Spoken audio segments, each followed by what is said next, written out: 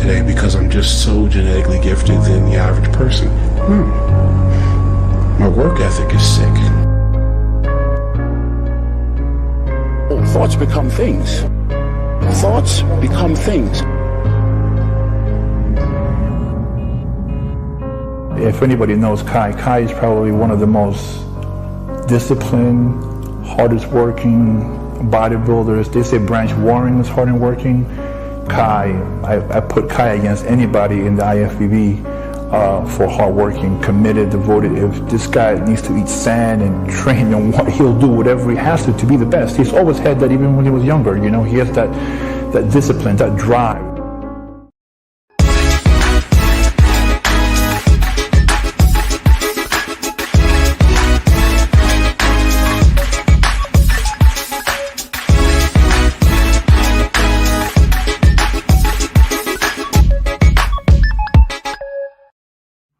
Welcome back to the show, episode 21. Lucky 21. Lucky 21. Not lucky, but yeah, well, 21. 21 is usually lucky when you get 21. Get that old. Yeah, when you get that old. Or when you hit 21 in blackjack. I'm thinking about Vegas. Things are going great here. We've done a lot of shows. I'm excited and proud that we did 21 shows in a row consecutively. We haven't had one break, one misstep.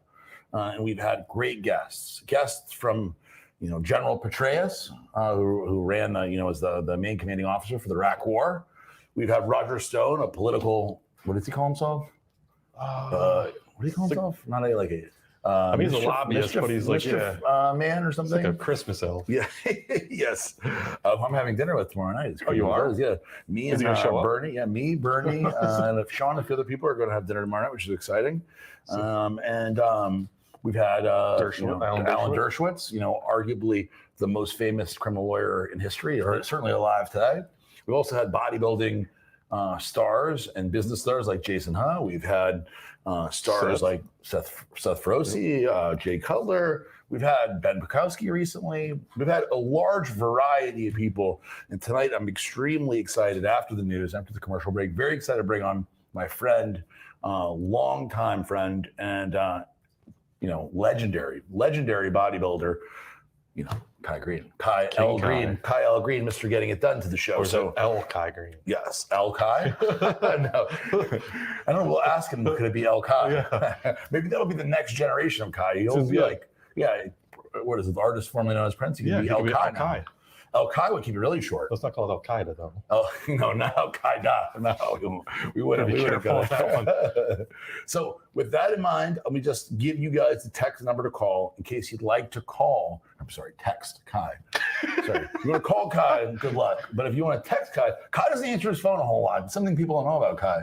If you call Kai, the chance of you getting Kai on the phone, somewhere around 1 in a million to get Kai. Yes. But if you text Kai, which this is not his actual number, the chances he responds to you are 1 in 100. So you got a better shot. You got a better shot. Although Kai does text me back occasionally. It's about the same odds as Ryan eating his food. Yeah, Ryan has been skipping his meals. It's been very, very sad and upsetting because the people in the show, Johnny's show. So there's Ryan. Ryan has been, he doesn't look like it, but he's been skipping his meals. He's just been missing the good meals upsetting people. No, he's been upsetting people in the office where they're like, why are there so many meals that are uneaten in the refrigerator? There's no room for any other meals because freaking Ryan over there is piling them up. He's got all of his healthy food in the fridge and then Uber Eats bad shit. That's it. All the candy bars in his desk. All right. So if you'd like to text a question to Kai, please text 561-473-4673. Johnny, you got it up there. He's already got it. Good job, Johnny. You're on top of it. So that's how you can text the Kai question. It is not Kai's actual phone number. Please don't text us any weird pictures.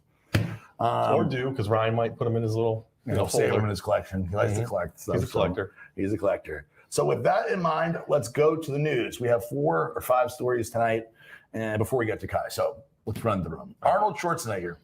So Arnold has he's got 3 sons, right?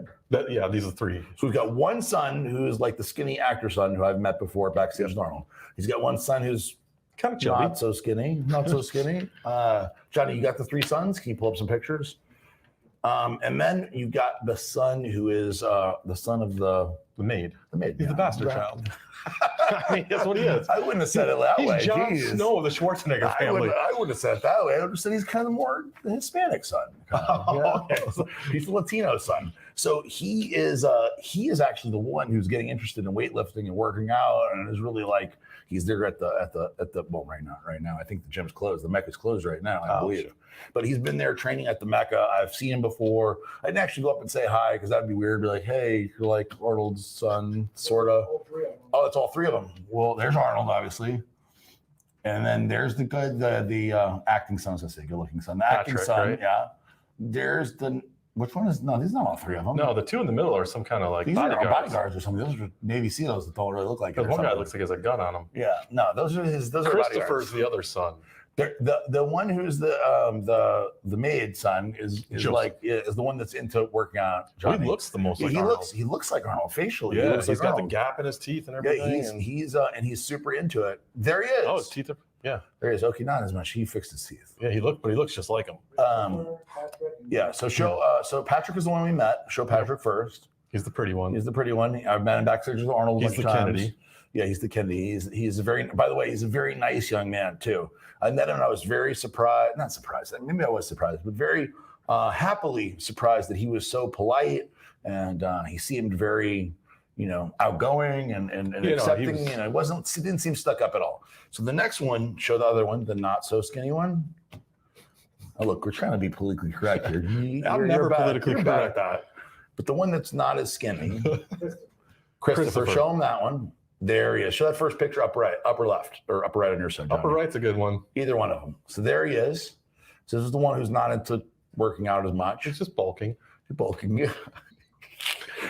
And then now show the last one, which is the one that incidentally looks the most like him, because the first one, like you said, is more of a Kennedy. Yeah, and then he's going to be an actor or something, right? And then the other son's kind of a mix of the two sides. It's funny because then the one son that you see at Gold's Gym is the one that probably is the most motivated to be like Arnold. There he is. There he is, flexing like Arnold. There he is. That's the son. Built just like him. He's very similar. He's just keep doing it, right? Built very similarly. And what's funny is he's the driven son, right? So he's the one who's going to crush it and going to push super hard because he didn't have a lot of the advantages, and certainly he's come up with adversity. And we'll talk about this with Kai, but adversity is part of a lot of people. 99% of the people that have a driving force to succeed need to go through something difficult in life. If your life is too easy and you're a Kennedy and you're like the other kid, good looking, and he gets everything, it's tough to be super motivated. It's tough to have that drive. I'm not saying that he doesn't, because I don't know him like that. Yeah, but Arnold's kid, this one, Joe, he's got that kind of motivation, and he's pushing super hard. And you could tell that he is really, training hard and has that motivation to be the next Arnold or something. So yeah, again, it's cool to see because arguably, I guess the most well-known bodybuilder of all time. Certainly. I'm not going to call him the greatest. Well, with those legs, he can't be the greatest. No. Yeah. The most well-known bodybuilder of all time. It's good to see that he has a kid that actually is like following in his footsteps. I like it. I like it. I'm sad. I was sad to see that none of the kids of Arnold's kids, the one that I met, as much as nice as he was, I was sad that he wasn't interested at all. And like Ben Weeder and Joe Weeder, I'm obviously a big fan of, and I know Eric Weeder a little bit. Eric is a great guy and everything, but he's not interested in bodybuilding at all. Zero. Do you think Joseph was named after Joe Weeder? It's a good question. I don't think. Yeah, maybe. Yeah, maybe. I don't know. It's a good question. Well, I'll ask. Arnold had to know that was his kid. Oh, yeah. Well, yeah. So I wonder if he got named after him. I said, hey, name him Joseph. That'd be pretty cool. It's a good question. See, I don't have all bad, dirty questions. Yeah, that was not bad. Eric, good job. Jesus. So the next one on our list here is Big Tech Antitrust Report has one big conclusion. Okay, so the companies on this list, Amazon, Apple, Facebook, Google, are anti-competitive. So FANG, that's the company. We're missing one, but FANG is what we talk about in the stock market. So there he is. There's Mark himself, the Zuck, they call him. And the Zuck, they're saying, is anti-competitive. And I don't think that's any real surprise to anybody that you would say they're anti-competitive, because that's how things work. You crush the competitors. You're a big company like a Facebook, and Facebook has a long storied history of when a competitor comes out and they could potentially beat them. They either buy them or crush them. That's how they do it. You try to buy them, and then if they don't, like Instagram, basically there's messages out there. Trying to probably pull them up, but nobody wants to read them right now. But there's text messages for the founders of Instagram texting back and forth saying, Zuck made an offer, wants to buy us. What do we do? Should we pretend we're weak, tell him how bad we are? Because otherwise, if we tell him we're not interested, he'll crush us, right? And that's part of Silicon Valley and these big tech companies. When you're big enough to buy anybody, you buy or you smash, you recreate. Yeah, they compare them to the oil companies of old. Yeah, more or less. That when, the Rockefellers and Rothschilds of the world, controlled all the oil. That's what they're comparing them to. Which, I mean, we always talk about antitrust, right? But the thing is it's not kind of what the country was built on. Is like a lot, Carnegie's and a lot of them, Rockefellers. I mean, they're 100%.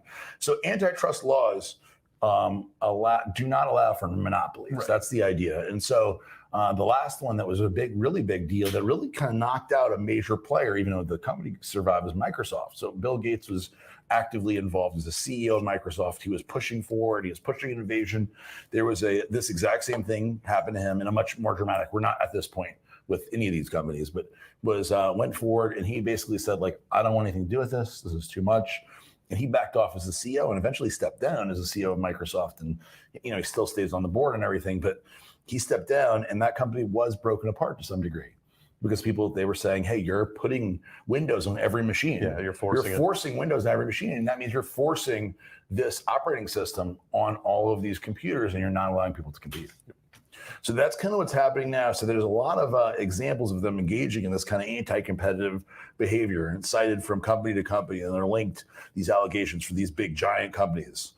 Then they're abusing their gatekeeper status for various internet industries to secure their growth and their market power. And that's part of the bigger problem. If you're doing that and you're pushing people out, you have the potential to get in big trouble. And you have to go in front of the Congress to because you're not allowing fair competition. You're not allowing fair competition. So Tuesday's congressional reports are just the beginning of the upcoming antitrust regulations proceeding against these big tech. So we don't know where it's going to go. We don't know the direction it's heading.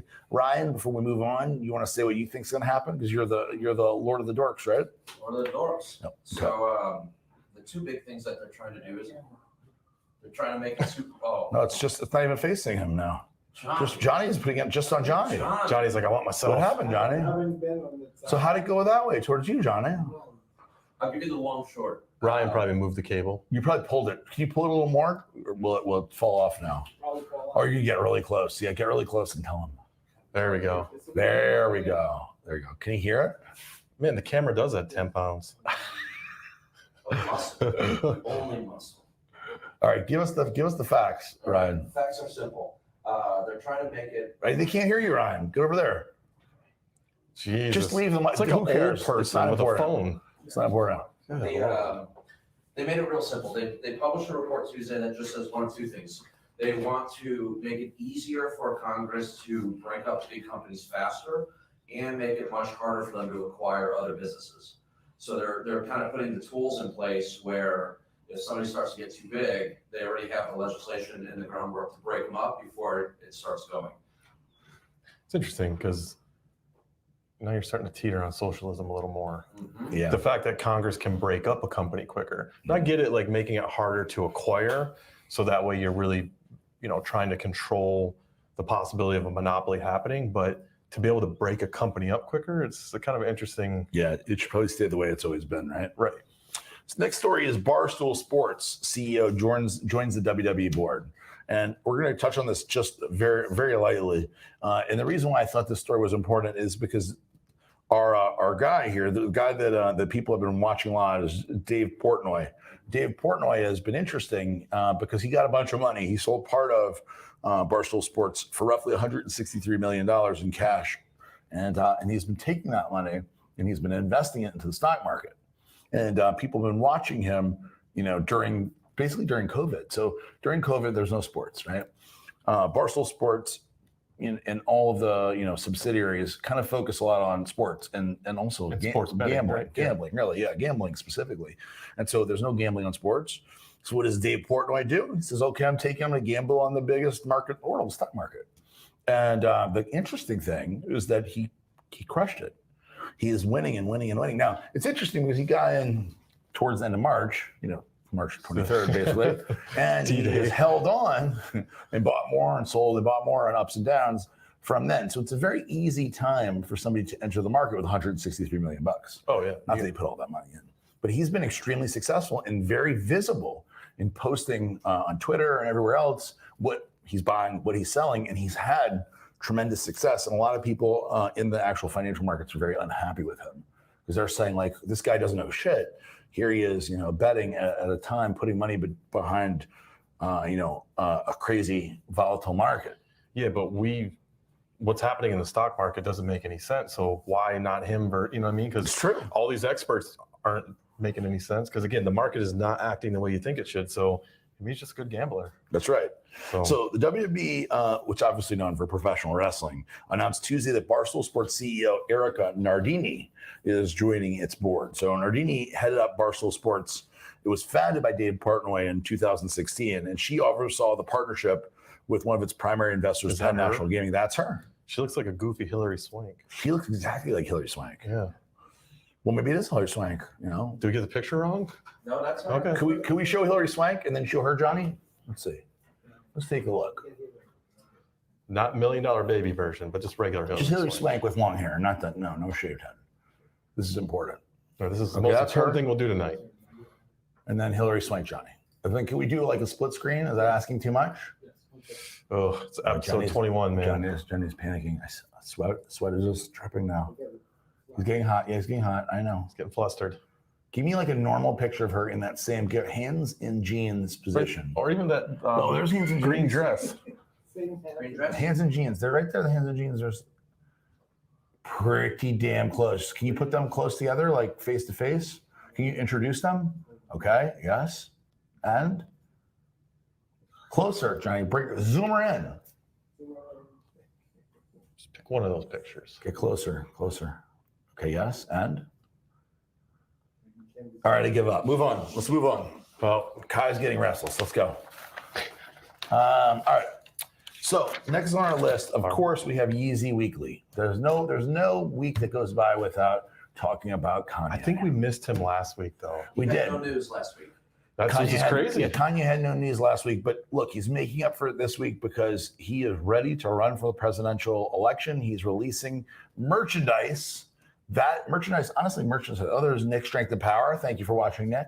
I mean, honestly, the merchandise is going to fuel the campaign. Yeah, well, I mean, he can charge a lot, by the way, for his merchandise, and he What do you is. see? And he is. Oh, yeah, you gotta show. I gotta show you the best one. Okay, go ahead. It's the purple. Show us. What is the God Save? Go back to God Save. Is it God Save America or something? What is that? God Save America. Okay. This is the best one. This has nothing on it. It's just a purple shirt, and it's $160 for the hoodie. Wait, but if Yeezy considers himself God, isn't that like, shouldn't it say Yeezy Save America? You're on something. See, he just doesn't even know his own shit. That'll be his next. That'll be Piss poor branding on his part. $160 hoodie, and it's just. And I'm plain. surprised it's not sold out. Let me see that hoodie. We got nothing. Kai could do one like that. Kai. We can get Kai's Kai. better than Kyle have Oh. a red one, like a purple now. No, purple. forget the El Kai. Yeah. Kaizy. Kaizy. Or Keezy. Keezy. I don't know. We'll have to ask him which one's better. This is my favorite. Donate to. Wow. Donate to you. What does it start with?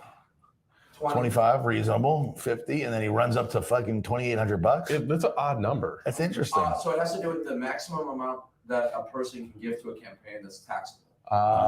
Okay. I mean, that's what Kim's lip injections cost. Yes. Yes. So those are all the products that are available on his site. Because I was looking for something different. Were you looking? Were you I buying? wanted something more like Ryan, more buy like him the purple hoodie right I now. want more like a darker color. I'm I not want to see him interested. coming to the office looking like Grimace. No, It's like an XL. they don't even have double X. The hell, no double or X or for Kai quadruple X. They sold them out, man. Oh my We're god. late to the party on the Employer information. How many people are not employed that buy this shit? Ay. That's a good question. All right. Well, we like Yeezy. We want to cover him every show. We do like to get his news, and yes, all of the merchandise is available now. I mean, again, it's part of campaigning. It's interesting. I find it very interesting. I find it interesting that he is out there and he's doing it and he is continuing to push. And when we continue on, one more big thing when we talk about Kanye is his financials recently came out. It's interesting. Some of the financials are not what we were expecting. I was expecting $1 billion, and I don't know if it's because of tax purposes, but some of the numbers he's reported are significantly less than the numbers we thought. Well, they reported he was worth around 1.3 billion, but that's when you take what his, again, it's all theoretical, right? Right. Because it's what they value the Yeezy brand at. He owns 40% of that. So that's where they came up with that valuation, because he only has what I say only, but it's like 50 million in actual hard cash. I think that's right. Yeah, that's what a lot of people don't understand too. Like someone could be worth a ton of money, but it's all on 100%. paper. So that is a very big thing. And so a lot of times you hear like Jeff Bezos, right, is worth whatever it is now, $200 billion, right? So Jeff Bezos means his company is worth it, that his shares in the company, and his company is publicly traded, so it's easy to value. But let's say Redcon won. Okay, so Redcon won. I mean, who knows what it's worth? Let's just say for numbers' sake, it's worth $200 million, $300 million. Okay? You and I don't have 200 million. No, we don't have any. We don't have any of that. It's all sitting in a fucking warehouse. It's all not even a tiny fraction. We don't have 300 million in the warehouse. I'm just saying, like, tiny fractions in the warehouse, and the rest of it is just in the air, right? It's what it's worth. So what it's worth to someone. It's like, it'd be like if you get bequeathed. If your grandma dies and leaves you a Picasso, and nobody's bought it in 300 years, and people tell you, that's worth $300 million, but nobody's ever given you anything for it. You may have, an apartment, $500 a month apartment, $300 million Picasso, and that means you're worth $300 million.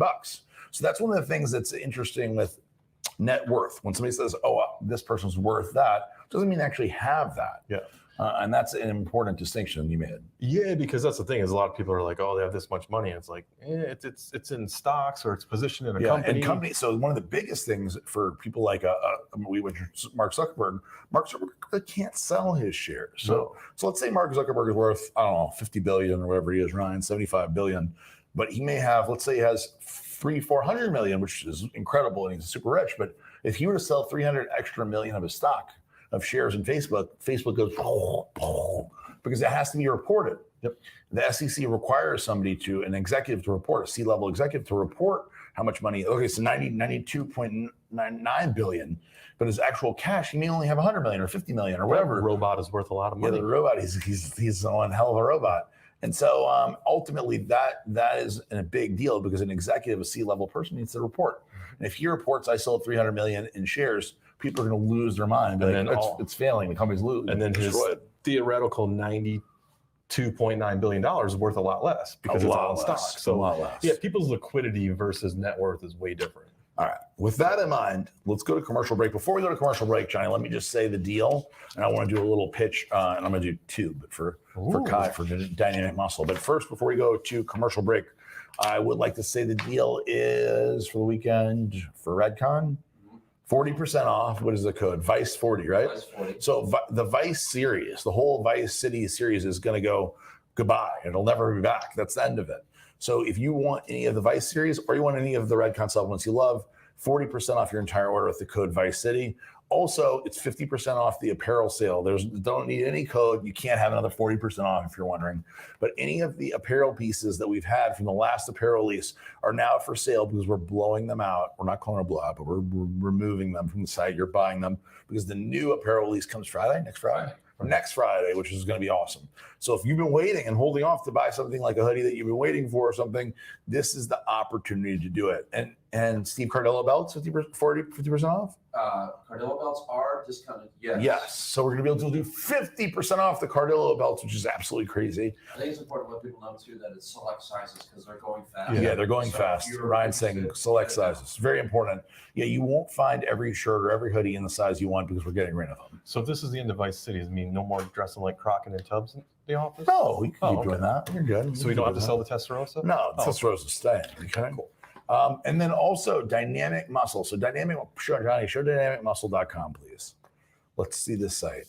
So dynamicmuscle.com is a fantastic site. It's the supplements of Kai Greene, and they are awesome. Savage Roar is unbelievable. I have to tell you, Savage Roar is a new Primal Roar, Savage Roar, even the new Prey. They've redesigned the labels. They look fantastic. They're all Kai's actual artwork, his own artwork. Got the dynamic bar, hoodies. I mean, if you don't know, Kai Green hoodies, the dynamic muscle hoodies are unbelievable, extremely popular, and almost impossible to keep in stock. All the products are hard to keep in stock. And right now, it's also 40% off. So you go to the Dynamic Muscle site, stock up right now because, as you can see, stuff sells out very quickly on the Dynamic Muscle site. And once you see it, give it a day or two, maybe even hours, it'll be gone. So go to dynamicmuscle.com right now and save today. Let's go to commercial break, Johnny. And we'll be right back with Kai Green.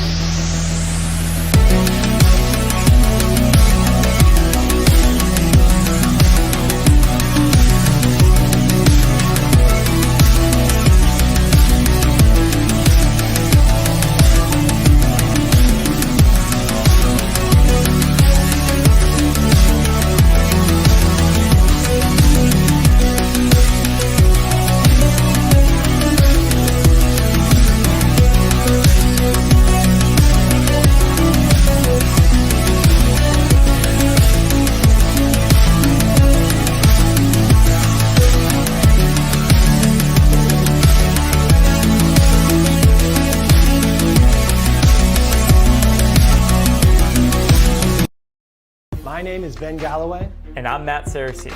We are the Tier Operator Management Team, and we invite you to join the Redcon One family. I joined the Tier Operator program because I wanted to be part of something bigger than myself. Being a tier operator is phenomenal. You want to keep tiering up.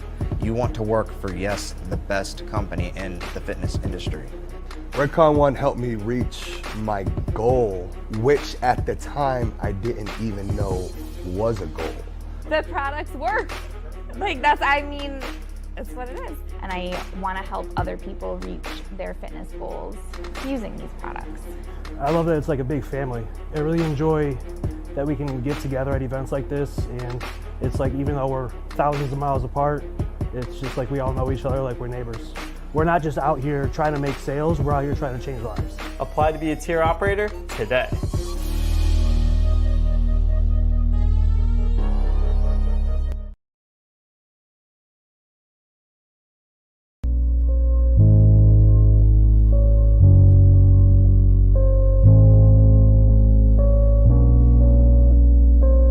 I don't believe that, I'm a aspiring bodybuilding champion today because I'm just so genetically gifted than the average person. My work ethic is sick. Thoughts become things. Thoughts become things. If anybody knows Kai is probably one of the most disciplined, hardest working bodybuilders. They say Branch Warren is hard and working. I put Kai against anybody in the IFBB for hard working, committed, devoted. If this guy needs to eat sand and train and what, he'll do whatever he has to be the best. He's always had that even when he was younger. He has that discipline, that drive. I have to welcome to the show. I'm very excited to welcome to the show my longtime friend, former business partner, and one hell of a good guy, Kai L. Green, Mr. Getting It Done, to the show. Welcome to the show, Kai. Hey, AKA, that's what they say. I'm here. What's up? What's going on? What's going on, Aaron? What's going on, Eric? What's going on, Kai? Long time, no see, long time. I know. Listen, I heard I'm moving up now. I heard you're letting me in the place. I heard I've been invited, finally. What's going on? Look at me now. I'm on the Ready Report. Whoa, let me get ready here. Hope I'm dressed right. You look great, Kai. You look all great. right. Okay, good news. Unbelievable. Before we even get going, I want to give a shout out to the Dynamic Muscle, your company, dynamicmuscle.com, and tell everybody there's 40% off right now on your entire site. Before it sells out, look at Kai here. He looks kind of angry and scary. Beautiful. A face only a mother can love. I don't know about that.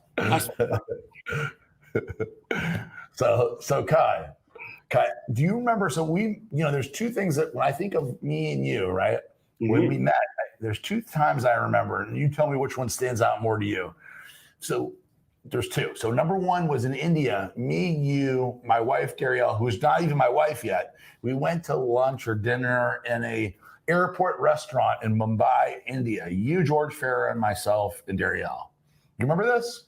Indeed. And I think George Farah talks so much. He talks so much and for so long that you nor I got a chance to fit a word in edgewise. George Farah talks a lot. That is exactly the case. So we sat down. And it was, I don't know what kind of restaurant it was, some sort of food. Indian restaurant? No, they had like chicken and stuff because I don't think Kai would have eaten the Indian restaurant. Indian food. We had chicken, we had whatever. And I had chicken tikka, I love chicken tikka now. Come on with it. I love me some chicken tikka.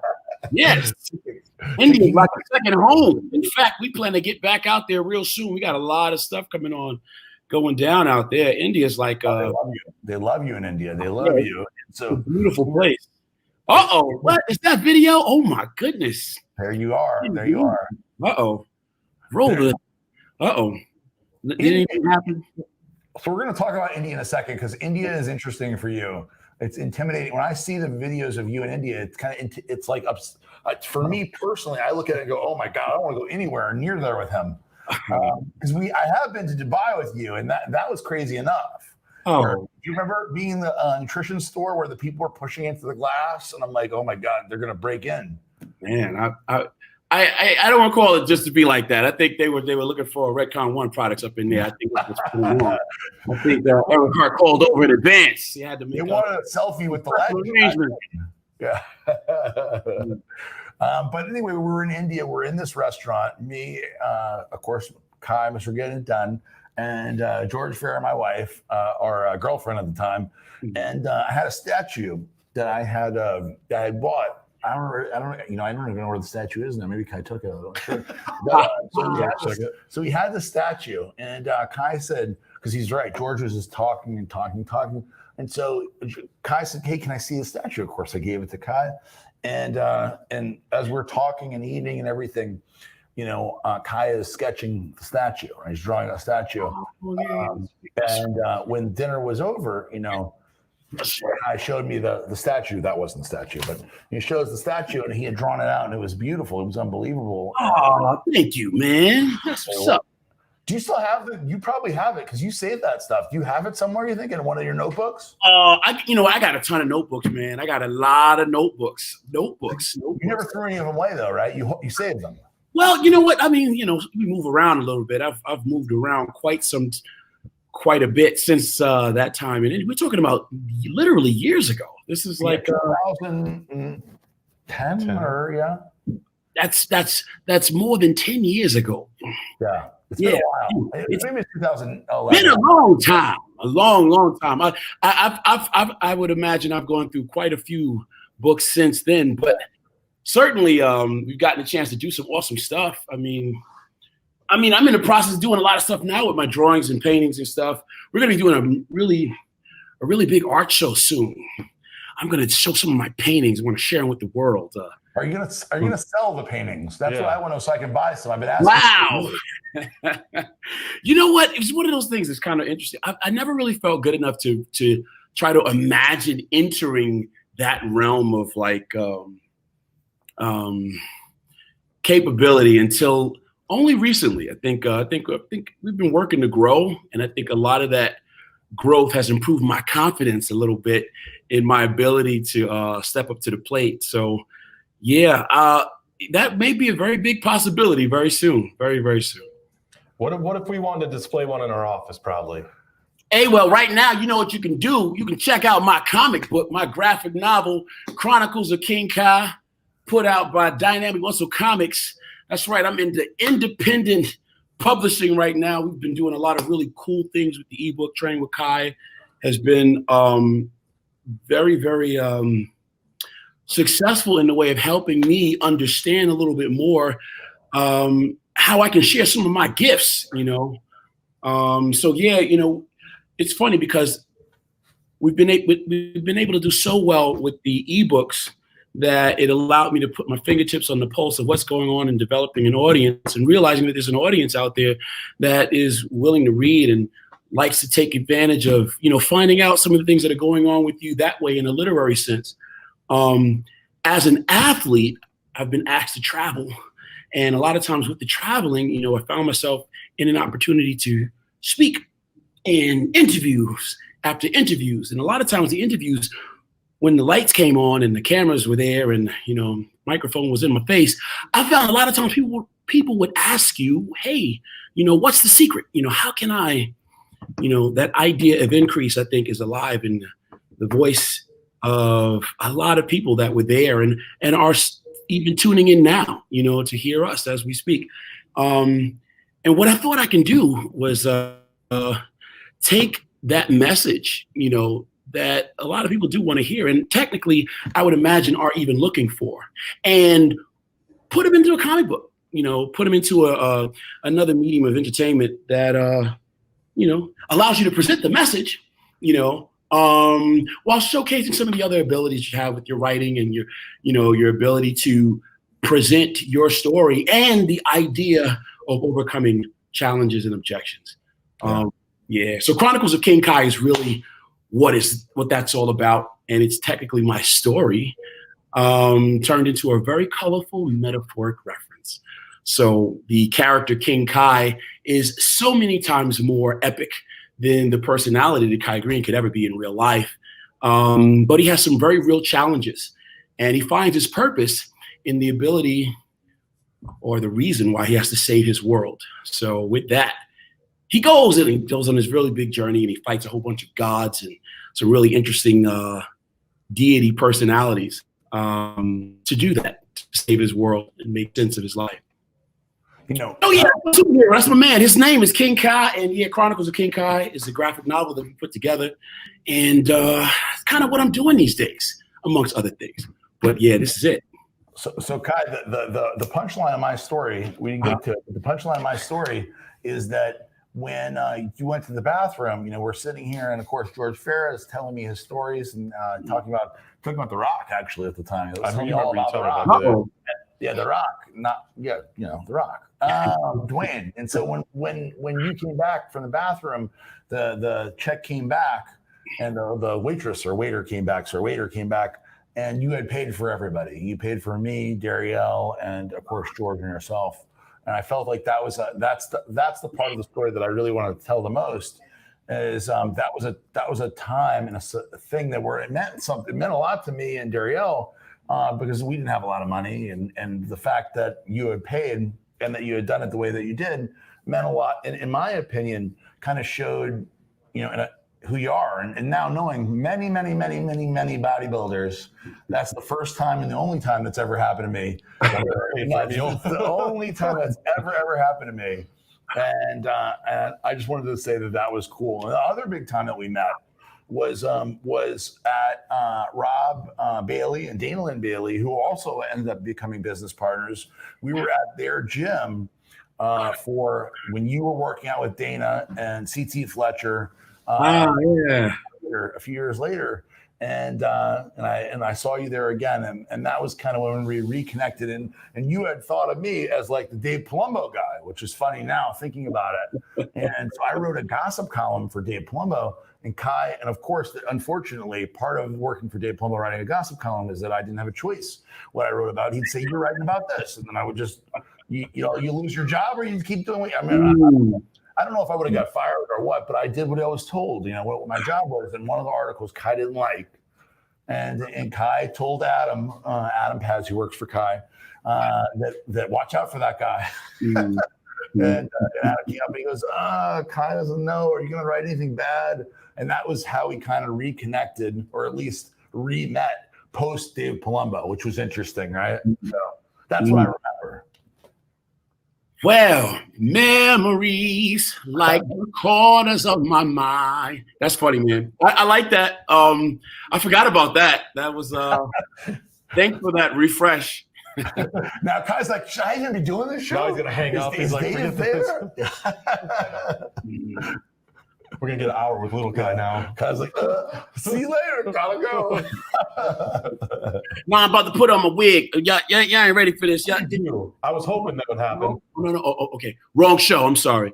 So you know I'm doing a variety show, right? Oh, is that the paid version? I mean, well, it comes, but you got to pay tips, something. We are doing a variety show. I got a variety show that is being released on my YouTube, channel. It's called Dynamic Muscle Company NYC, and I am featuring my whole host. I got a whole bunch of people that are excited and ready to get up there and share a dance or two. We're doing actually a little bit of sketch comedy, a little bit of drama, a little bit of dancing and singing, and it's all in the name of entertainment. Sometimes serious, but sometimes funny, but always entertaining. And it's a family show. Dynamic Muscle Company NYC is one of the things that is the reason why we even have this green screen, in our studio space here in Brooklyn. But yeah, man, it's one of those things that's real cool and I'm really excited about. And my podcast, I'm trying to get up in here like you, Aaron. I'm trying to get up in here like you. I'm like, I don't know. I feel like a used car salesman right now. But, You're doing good. You're doing good, Kai. You keep promoting. I like it. Hey, that was my. Hey, so this. I like to play that clip because I got a chance to play in one of our sketches. I played Ike Turner, well, at least my version of Ike Turner, and working as an actor and seeing myself as such. Man, we just had a really cool time filming a lot of the sketches that, support the show. So that'll be something to look forward to. Can't wait to share a lot of this stuff with you. Yeah, if we can get beyond some of the other comments, it might be something really cool for the people to check out. So Kai, one of the things that I love about you, and that's something you've been working on since I met you, and even before I met you, is philosophy. So life is interesting, right? Life, everybody believes different things and acts in a way of what they believe. You've talked many times about philosophy of increase, right? Trying to create increase for yourself, for other people, trying to do good things and living by that philosophy, your own philosophy of life. And I wanted to ask you a little bit about how you came up with thoughts become things, why that's important to you, and why we hear that over and over again when it comes to Kai Greene. Well, you know what? Wow, that's kind of cool. Wow, let me see. How did I come up with it? Well, honestly, I did not make that up. I think that's one of the quotes that have come as the product of some brilliant observation, and I guess the original. I guess the first time that I think it had been written in the way that I heard it was. Well, I forget the author, but I remember reading a whole lot of material from the thought movement, and I believe at the time let me not say that. I should look at a cue card or two before I even try to say names before I do that, and at the risk of not embarrassing myself. But I will say that there was a very popular film that had come out at a time in my life when I really felt like I was ready and available to use the information that was there. And I think the material inside helped me like it probably helped millions of people like me. And that quote, the first time I heard it resonated with me. There was just stuff inside of me that I felt that said, hey man, that really does make sense, and yeah, man, it's certainly something that I think represents a universal truth. It's like, sometimes you can hear something and you hear it and, you can reject it, you can make choices about, you know, how you choose to accept it. But there's some things that you hear that automatically just are recognizable as a universal truth, a wisdom that is just as real as gravity, you know. So acting on that, I can't say that I can in this moment think to credit exactly. What does it mean to you, Kai? Forget who it came from. What does it mean to you? Oh, well, I mean, it's the truth. It means truth to me. You know, it means that I have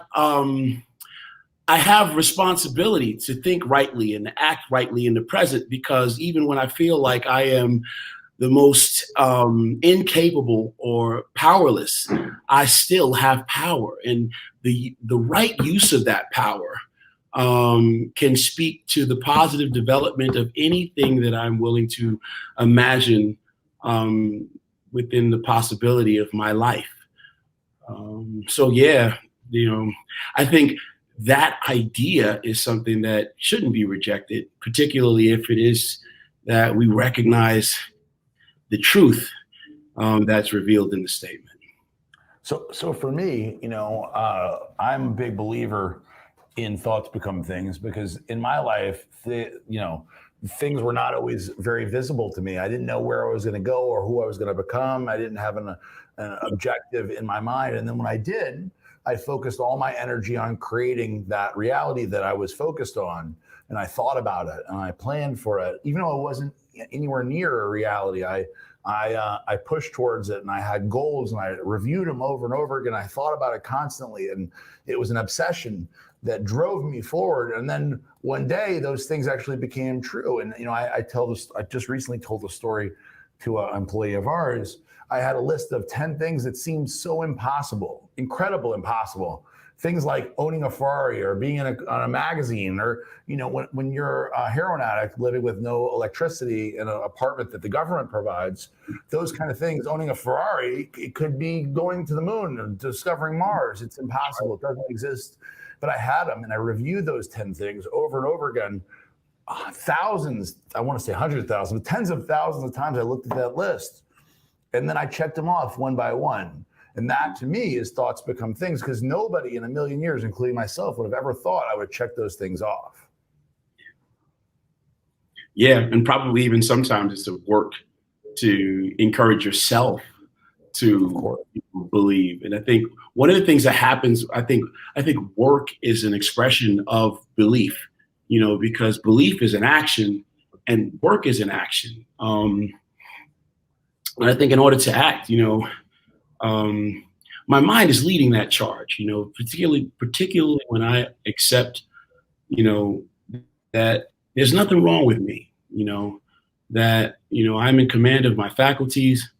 You know, I have the ability to reason, and, you know, I am responsible for the things that I do, you know, and I find that I make less mistakes when I take the time to think out, you know, the things that I do before I do them. When I look at my body and I look at the things that I've been able to accomplish as an athlete, I recognize that all of that stuff is, you know, proof of the point that we just discussed, you know. So just as you said, yeah, you know, planning, you know, demonstration of right thinking, and then, you know, supporting that or reinforcing that with the action. I think that's what every, you know, training enthusiast, every bodybuilder, every aspiring athlete, artist, businessman, you know, has in common, you know, the ability to recognize, you know, your control, you know, your ability to create. Yeah, so yeah, definitely. I don't think it's almost like one of those things to just totally accept and understand at this point. I know it's not saying anything new, particularly if we're in this experience. So anybody that's there, that's training now, that's, you know, going to school, studying, in the process of seeing some kind of idea of themselves and increase realized, you know, by working at it every day. I think unconsciously and consciously, we're very much aware of that fact. that my thoughts become things, and that's why I'm willing to work, and that's why it becomes worth it to work in the present. So, Kai, with that in mind, take us back to when you were a kid in the group home, and these things that you're talking about now were not something that you could even imagine. Just like I mentioned, where I can't imagine sitting at Redcon 1 in a building that like this. I can't imagine talking to Kai Greene, and that's not even a possibility in my mind when I am, doing heroin by myself with candlelight. It's not possible to think of these things, but yet I believe that somehow I get somewhere bigger than this. Mm-hmm. So in a group home back in the day, you believed something good would happen, or else you wouldn't have done those things along the way.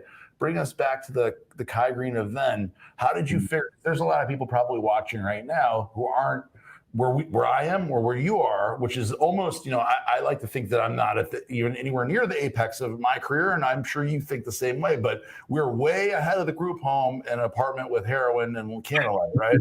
So for people that are there or somewhere around there, they go, well, I'm nowhere near Kai Greene. I'm nowhere near where Aaron's at. I'll never be there. Well, how do you get in that mindset of increase? How do you figure out? How can you put yourself there, and how did you do it? Well, I don't think there's a straight path.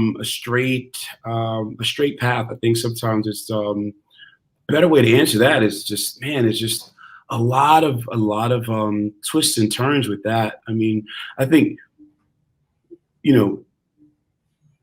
it's no secret, I can talk about, growing up as a ward of the state or living in foster care, but I mean, that was actually a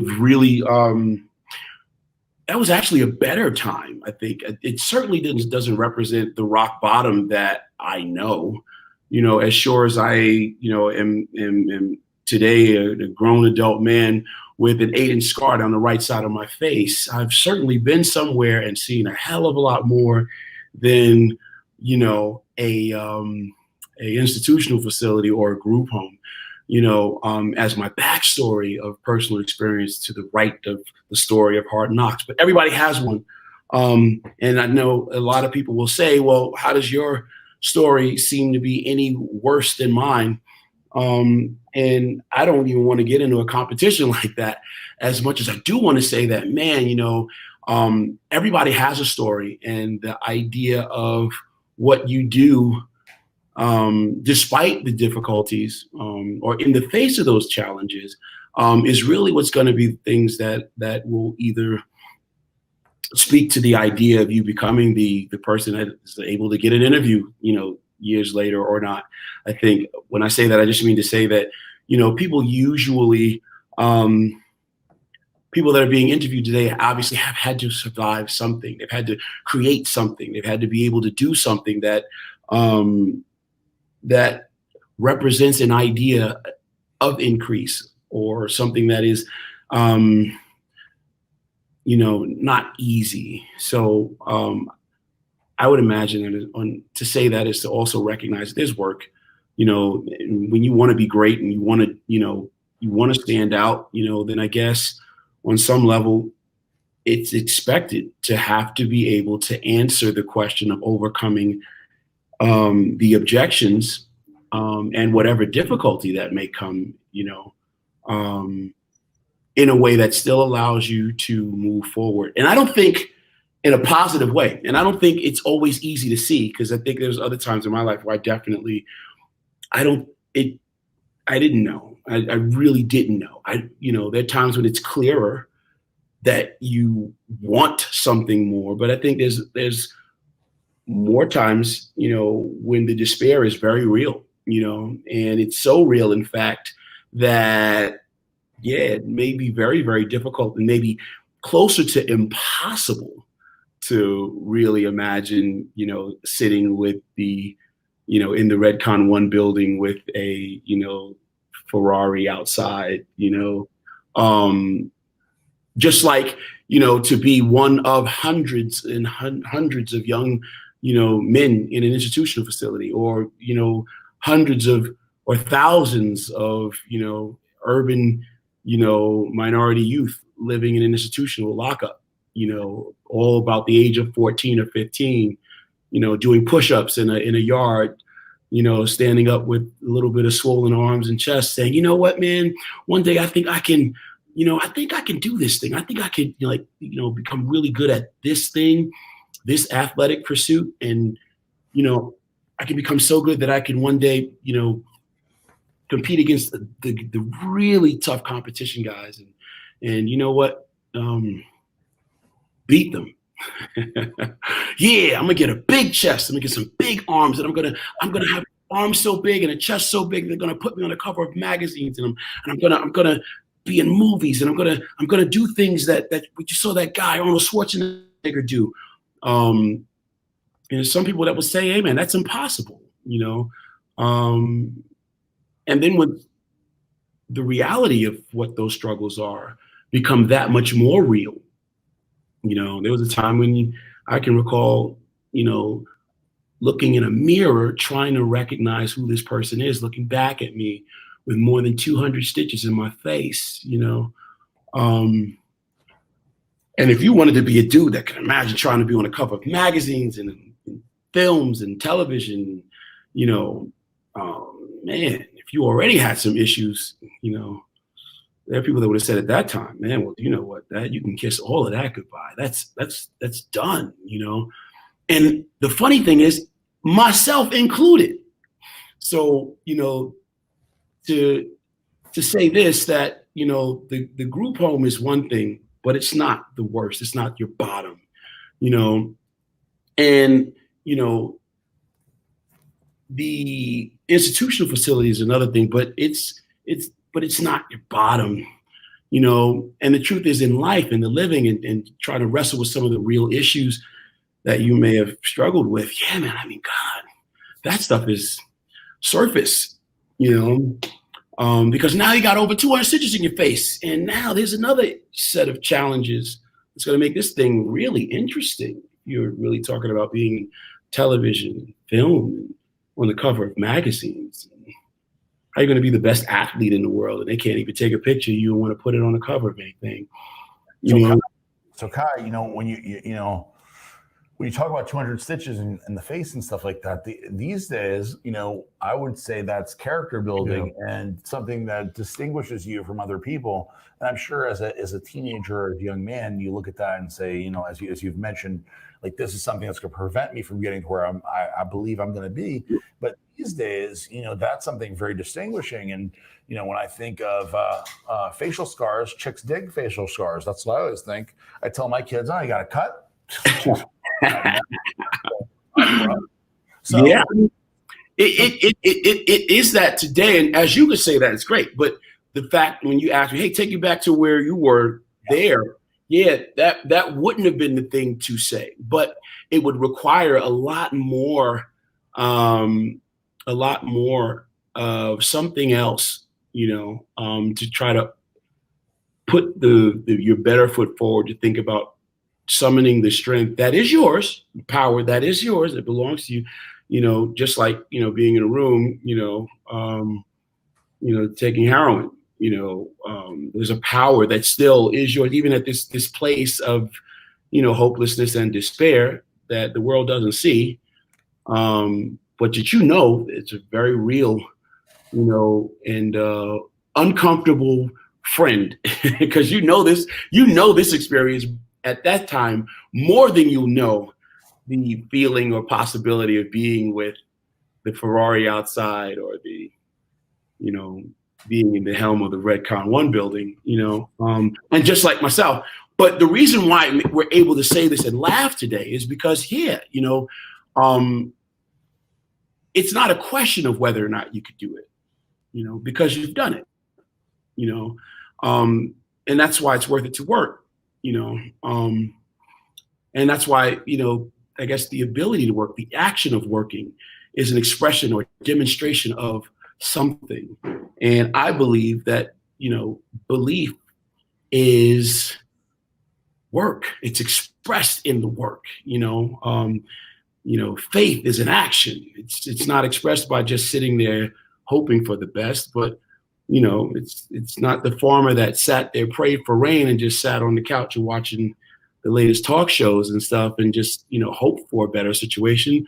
Faith is expressed in the demonstration of the farmer that after he prayed, he went outside and turned over the ground and acted as if. So Kai, that brings up a good point. So these days, right?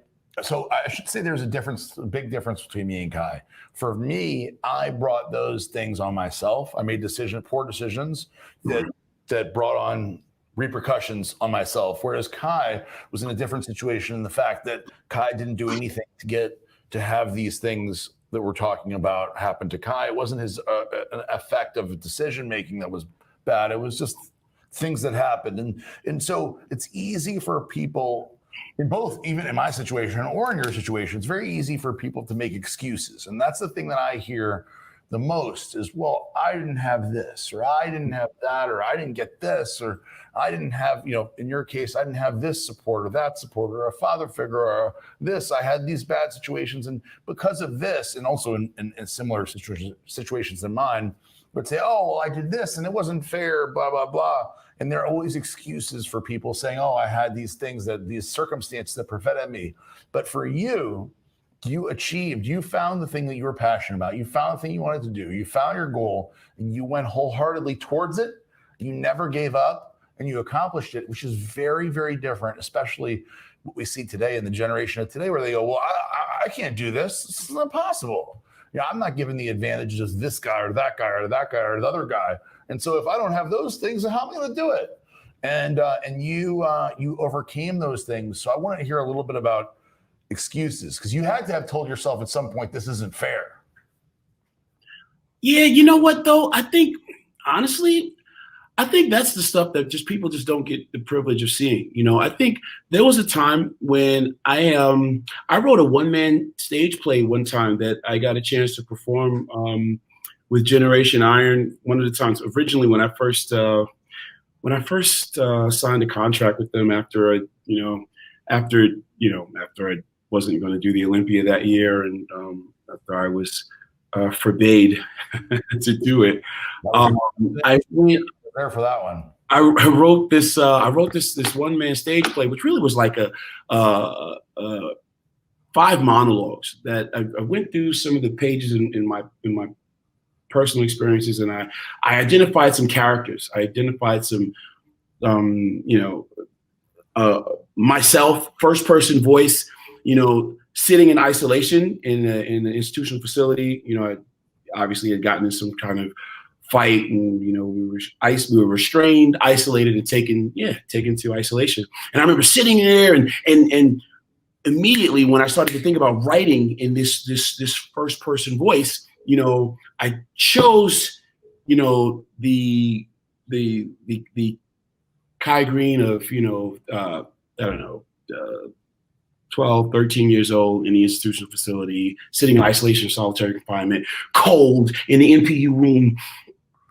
So, you know, when they put you in there, they take off your clothes and stuff. They take like your socks, and they take your belt. They take your, they take everything. They take a shirt, anything now the idea is that you won't try to kill yourself with it, you know, so they don't want to come back and discover a body dangling from somewhere because you tried to suffocate yourself. So to keep you safe, they take everything from you. But it also would feel so dehumanizing, and I remember this immediately when I began to sit down and to do the process of pinning that experience out. I remember walking through, you know, some of the moments in an experience like that, and all these memories just came rushing back to me.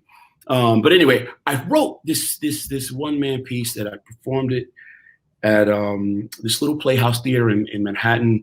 It was a successful opportunity for me with Generation Iron because we got a chance to do some really cool things, and I ended up getting an agent, and you know, there was stuff that, hey, bodybuilders can actually do more than just be a bodybuilder, you know. But the reason why I'm saying this is because when we started talking about those ideas of despair, is that a cue? Am I going too long? Not at all. That was the shot where the microphone's reverbing. Keep going. I guess all I'm just trying to say is that, you know, the path is not always very straight. You know, the path of going from, hey, this place in the bottom of that represents the bottom bottom of my personal experience and the lowest low that I can get to, and going from there to, this place of success that the world looks at and immediately recognizes as such. It's not straight, and it's not always this, this is what it was, and this is how I overcame it, and that's the end of it. I think to answer the question that you asked me, I think what I wanted to focus on was, when writing that piece in itself, was the reality that there's a picture that everybody can relate to at some point, that comes long before the possibility of success or anything. Long before you even can turn around and feel and believe that it's even possible to do that. I'm talking about being able to recognize that place where the despair is so real that that's the only thing that you know. So if someone were to ask you, hey, so what do you think about overcoming objections? And what do you think about the objections that are in front of you? It would be like, no, to answer it in real time at that experience. No, I have given up. This situation is over. And I think to say that clearly is just taking a moment to be very real about that. I don't want to paint a picture that would suggest that, oh yeah, I woke up, looked in the mirror, and I totally, oh yeah, okay, well, I got some scars and I'm going to be okay. I'm still going to go after my goal. Nah, or hey man, yeah, okay, well, I've got, I don't have these things in place that are really causing me a lot of damage when it comes to the figuring out process of who I am and how I need to move in this world. But that's going to be okay because I'm still going to be a success. I don't believe that would be an accurate picture. I think that there's a picture that is very real, that is very full of despair and truly and really overwhelmed, and I think that comes long before, we can get to a place where we can even think about being hopeful. I think Kai, I think that's very important to say, because I think, most people, we live in an interesting, this is like before me and you, way before me and you met, and way, way before you started bodybuilding. We live in an Instagram generation where people see Kai Greene, the picture of you, hitting your most muscular, and they go, wow, how did you get there? It's unbelievable. I want to be there. Or an Olympia picture. Oh, you're competing with Phil Heath at the Olympia, right? So that's what I want to do. But they don't see all of the things that went into it. And they go, that's the Kai I know, but they don't know. God, Kai had all of these moments, years and years and years and years from your, I think 12 or 13 years old. And all of those moments led to that moment. There's no like, hey, I'm going to be in Olympia. It doesn't work like that. That's not how it worked for you. And that's not how it works for anybody, unless you win the lottery or something like that. And anything, I always tell people, anything that's that dramatic, that fast is very short lasting. There's nothing long that lasts forever, there's no legacy in anything that's very quick. Well, the other thing too is that gets discounted is the hard work behind it. 100%. So you have all this adversity, but it's work, because you can have the adversity, and I think you said it, Kai. I don't believe in the word luck or chance. I think there's opportunities. You recognize them and you act on them, or you don't. It's just that simple. And it's how much work do you put behind that opportunity that puts itself in front of you? Because like you said, at some point, there was all the doubt, but there had to be a point where you found that in yourself to say, okay, I can get past the adversity, but now I'm going to work my ass off to get to where I want to be.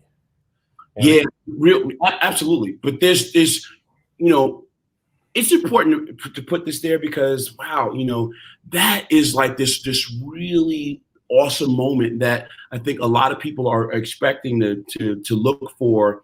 And if they don't find it, if they don't see it in their situation, the unfoldment of their life, then, they can feel like, well, something's wrong, so a lot of times with that, it may ask you over and over again. So what was it like for you? What was it like for you? Because things are supposed to be different for me. Before anybody could say that, yo, Kai, you got awesome genetics, they didn't say anything at all. You know what I mean? It's not until I work really, really hard, without worrying about those things. Because in the beginning, no one turns around and says, hey, man, you want to compete? And this is, by the way, I'm doing a podcast. And in this podcast, we're going to talk about overcoming some of those objections. And I got to say that because I feel good about that. And I have to say this right now because I know that there's a time when anyone, or I know myself, I certainly sat there and thought, man, this is it. I don't know about genetic predisposition, and I don't know anything about those flashy words. All I know is that, you know, this thing right here, when I do these push-ups, I feel a little bit better about me. You know, it's just this thing. It's not even, I can't even afford to think so far into the future. Just doing this one thing right here. I just did 1, I did 2, I did 3, I did 5, I did 10 push-ups, and I'm sitting on my knees and I'm breathing hard, but I feel a little bit better. And the tear just streamed and just runs down the side of my face. And for that moment, all I can think about doing, because if I try to talk, the words would just choke me. If I try to share to the world or share with the world what I feel like in this moment, the words would escape me. It wouldn't make sense. They think there was something wrong with my vocal cords because the anguish and the pain and the disappointment would just kind of just grab it and just strangle the words out of me. But because I can't speak, the better thing I can do is just get down here and just do these push-ups. And I got 10 last time, but this time I'm going to get 15. And I'm not going to let anything stop me. If I have it in me, I'm going to get this next 15. And you know what? I didn't get there. I failed at like 6. But the truth is, as I sat there still on my knees and the tears just began to run down my face, the thing that choked me, the pain and the anger that was choking me, it's kind of like let go just a little bit. And I feel just a little bit more at ease. And you know what? I feel really, really thankful about being able to do this push-up. These push-ups now have become some kind of therapy that I didn't know about, that nobody told me, hey, look, man, you know what? If you do these push-ups, you know, you may get some therapy. There might be a therapeutic relief. Hey, that's actually a photo from the one-man performance we did years ago, Generation 9. That's so cool. That's cool. I appreciate you pulling that up. But just doing these push-ups. And these push-ups became more push-ups. And then before you know it, I was trying to do 10 push-ups every day, 4 times a day. And then next thing you knew, my goals changed because I had an idea of ability. You know, I could do push-ups.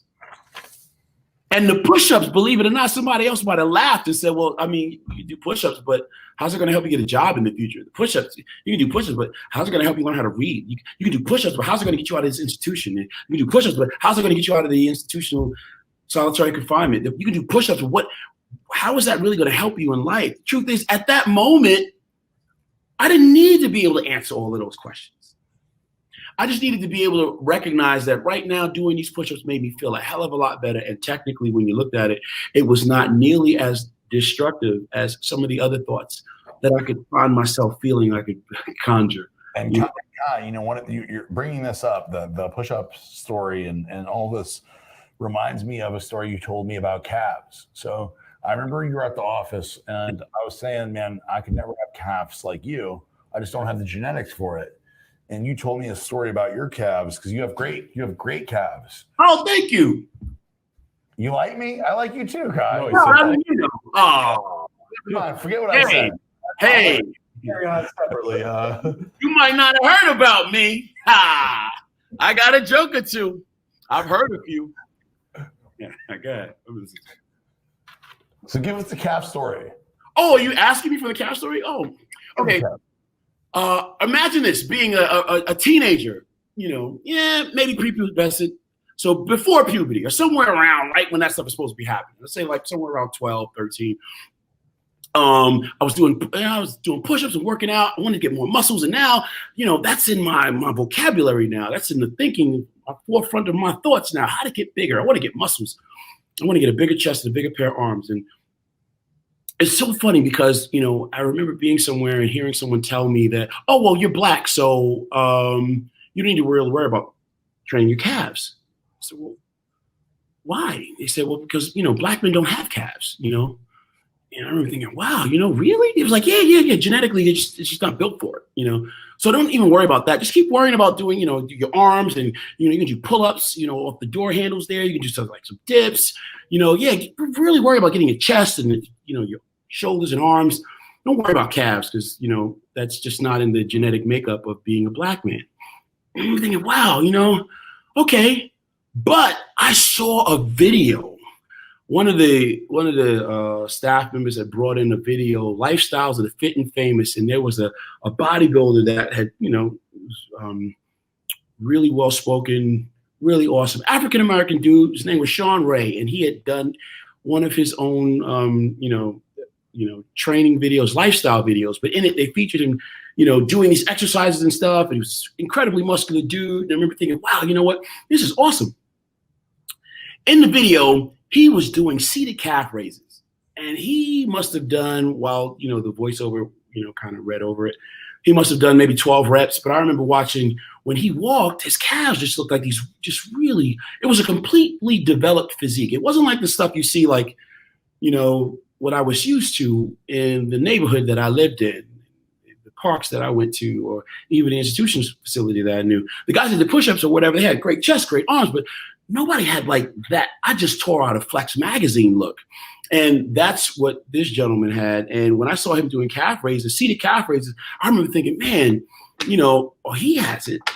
But the fact that he did them in that video, and I got a chance to witness that for myself, I just wanted to train those calves. I wanted to do what he did, and though I didn't know about genetic predisposition or any of the things that, even the people that apparently didn't know any better than I tried to tell me, the truth is, fast forward, when looking at where I am at this stage in my life and my career, I understand that the only thing that would have held me back if I would have never trained my calves, if I'd have listened to that wisdom that was supposedly offered me at that time, the only thing that would have stopped me from achieving the calf development that I would one day know and take for granted at this time in my career is the fact that I would have held myself back by not working as hard as I could have, or even choosing to not work at all. So yeah, the calf training, if I thought the thoughts that said, hey man, no, I can't ever get calves, I'm just not going to have calves, so I'm not even going to train calves because I can't have calves, then I would have sabotaged myself and not allowed myself to ever do enough of the work that would have been required to develop my calf. Yeah, that's actually I think that's the video. Wow, I haven't seen that video in like maybe 30 years. That's crazy. Let's see the calves, Johnny. Show them the calves. Yeah. There they are. Make no mistake about it. Sure, man. That's right. Sean Ray's an old man. Fat old man now, but he had great calves then. So yeah. And look, he inspired you to do it. And that's I love that story because the story talks about adversity. It talks about being told you can't do it. It's impossible. Look at Sean Ray. Sean Ray did something good. He inspired you to believe in yourself. And if somebody can do something that nobody's saying is possible, I mean, that's really what it's all about. You took that. I want to interrupt you there because I want to make this point because I don't believe Sean Ray inspired me. What he did was he encouraged me through his example. Yes. You know what I'm saying? So, Sean Ray didn't know who I was. You know what I mean? No more than you or I can say that we know the name of every person that is possibly on the listening end of our voices right now. But the truth is what he did do, in that moment was he showed the example of what it looked like when he was able to step out of his own way and to train in the way that he did, because now that became an example for me years later to understand, or at least when I learned to understand what it was and recognize what it was that I'm looking at, I got a chance to see an example of what it looked like to not allow myself to be held hostage to the negative thinking of someone else, just accepting, someone else's, misbelief, just because without even having to test it or prove it or question the credibility, just to accept it because well, that's what they say, so it must be right. That would have been the larger mistake, I think. So it's not inspiration. I believe what happened was through his example, I'm able to be encouraged to discover my own power. Because I don't think if Sean Ray turned around and said in that video clip, hey, Kai Greene, you may be a champion one day. You need to think about this. And hey, guess what? I want you to start training your legs, train your calves every day. He didn't do that, you know, and he wasn't supposed to. He couldn't say, hey, you know what, Kai Greene, I think you'll be a champion one day. Let me come over here and train you. Let me give you a sponsorship. Let me give you some money, and let me take you out of the hardships that you know, and let me invest in you. No, he didn't. And you know what? He couldn't. It wasn't his responsibility to. The responsibility was mine. You get what I'm saying? Because the work that had to be done with developing my life and developing me and the course that I was going to take, you know, to move forward towards the idea that I believe would represent the success that I want, that's my work to do. You get what I'm saying? So, and I think the individual, everybody out there, you know, it's one thing to talk about, you know, recognizing that your thoughts are powerful, your thoughts become things. Yeah, man. And that's why it's so important, because you have a power and it needs to be handled responsibly, period. You know, and sometimes when I turn around and I allow myself to download the negative messages that become the self-sabotaging efforts that I can see played out in my behavioral practices that later make me pay over and over again, like the young man sitting in the institutional facility in solitary confinement for, you know, those things, you know, you can either create your own success or your own failure, but the product is yours. It's not, that responsibility doesn't fall on your mother, it doesn't fall on your father, it doesn't fall on the system, it doesn't fall on, it's yours, because the power is yours and the ability belongs to you. So to use it responsibly or not, you know, is, you know, it belongs to you as well. So Kai, talking about all of that and, like, you know, inspiration, encouragement, etc.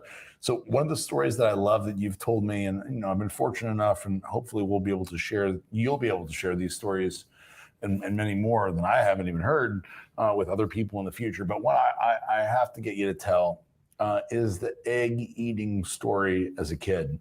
And I'll guy, if you don't already know the egg eating story, I'm like, wait, what? Is that a cue card? You got some cue cards over there? Sorry. Yeah, the egg eating So Kai, I'll tell you the beginning and you continue from there, okay? So because it's so this is the same type of thing where it's like, what inspired young Kai Greene to do this? So Kai would take a bag of eggs, right? He would walk, and I want you to tell the story, not me to tell the story, but he would basically have this hard-boiled eggs. You're gonna give the story, and he would eat 100+ eggs on the way to somewhere. Kai, I don't want to tell the story. You continue from there. Who was this young Kai, and why was he eating 100 eggs? Egg whites. Yeah, man. Okay, so yeah. Okay, so how do you tell this story? I don't even know if it's the same story, but I can recall. Wow, you know, so. It's only funny that I would find myself at this stage of my life with, like, these ebooks and stuff that we've been able to do with Train with Kai and the Train with Kai Challenge, and we're, you know, just starting with the 60-day transformation. It's funny because, you know, in real life, you know, the first book that I ever got a chance to really even care about reading was given to me by you know, a teacher, a high school teacher in an institutional facility, and this was actually a dude that was like, you know, just a really amazing person. Not because they were going to take you and raise you up and put you out on this platform and invest in you for the next 3, 10, 15 years of your life to make you a champion. No. Dude gave you a book. You know, he knew you had trouble reading and said, hey, you know, he saw that I responded very positively to bodybuilding. And, you know, he gave me this book and a cool opportunity, and that was it, you know. Now, this book was like the biggest book that I'd ever seen in my life. It was thicker than the Bible. You know, it was the Arnold Schwarzenegger Encyclopedia of bodybuilding. And this thing was like this thick. It, you know, I mean, there have been some revised versions and stuff, but, you know, at the time, you know, to try to conquer this thing would have meant to, you know, I would really have to, it would really take a lot more. It was technically a very big challenge because, school and things like that were just, they were subjects that I was very, very shaky on. So long story short, gave me the book. It took some time. I learned how to read when I was like 16. But the reason why I'm saying this is because that book, was loaded with black and white photos of a time in the golden age of the sport and exercises that I'd never heard of and would struggle to pronounce, and it had body parts and just a host of information that, I think it's very funny to find myself on this side of that experience for me, and to just understand how richly rewarding the life lessons were, in how I acquired that book, and how the picture of my life and my ability to recognize my power to change and create it was significantly shaped, and influenced by the presence of that book. Yeah. So now I got ebooks of my own now. So crazy, so funny, but it's really, really cool to be able to say that. But the eggs is a product of having better developed that understanding of nutrition and eggs, and and reading. And I got a chance to read about a bodybuilder who was Vince Terminator Taylor. And he had one time in one of his preparations for a really big competition, it might have been like the Ironman, which was one of the major pro shows that was very popular, high prestige, but doesn't exist anymore. But at the time, it was big. And Vince Taylor, in an article somewhere, had talked about eating egg whites and eating about a dozen egg whites sitting, and on his road to becoming, this very impressive, deeply separated, well muscular, complete physique. I remember being a kid going, wow, this is like, okay. Yeah, the best bodybuilders, as I understood it when I was a young person coming up, were the best eaters, and I remember even, years later, even, when dealing with my friend Oscar, that had was a friend of mine and later became like this coaching personality. The best eaters, the more successful bodybuilders were the best eaters. And I remember him saying that, and I remember believing that. There was something about that made so much sense to me. And it's only once I started that process of eating. Vince Taylor said he ate 100. He said he ate 100 egg whites. He ate 12 a sitting. When I started eating 12 a sitting. And at the time, I can recall being really young, and once I'd gotten out of the institution facility, and I wasn't an emancipated minor, but I came out, I was like 17, and I remember going to high school, and I could walk to the store. Walk to school. I would have already prepared dozens of egg whites that were boiled, more than 100, and I could roll them up in aluminum foil methodically, and I would load them up 2 at a time in a row. And as I would walk, I used to wear these beads around my neck, and as I would walk, I could just slip, the aluminum container out of my bag, lay it in my forearm, walk, crack. African beads is my favorite part of it. Yeah. Go ahead, keep going. Sorry, I didn't say that's the part that I love the most. That you'd smash them on the beads, and then you'd eat them, and then the shell would just evaporate. Kyle would go. Psh. I didn't actually see it. I've just heard the story, Eric. So he smash on the beads, the shell would crack. You go. Psh. Then you can eat the egg white. Yeah, man. I had a pretty rhythmic system. The way I could do it. Crack. Next, like potato chips. It was cool. But you know what? Since then, obviously, there's a lot more efficient ways of doing that, but at the time, we could talk about like limited resources and stuff. I mean, truth be told, I think that was never the real objection. That was never the real objection. You know what I mean? Like whether it's like, oh, well, I don't have the ability to cook the food, or I don't have the ability to, I mean, all of those things. Once I understood that, the more successful bodybuilders as a kid, the more successful bodybuilders were the best eaters, it was easier for me to just, oh, okay, well, let me master this, and that's not hard. That part wasn't hard, but I think it wasn't hard because of the mindset.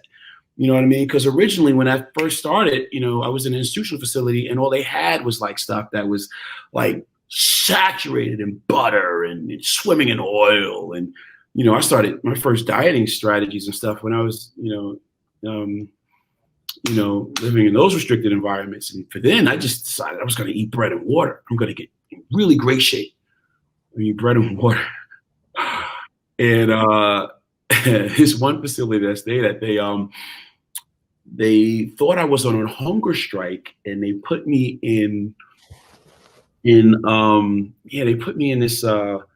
this area that they reserved for people that were trying to commit suicide, because they thought I was trying to kill myself. It took a really cool person that worked in the institutional facility to turn around and was like, "Oh no, he's doing that. He's exercising the bodybuilding stuff,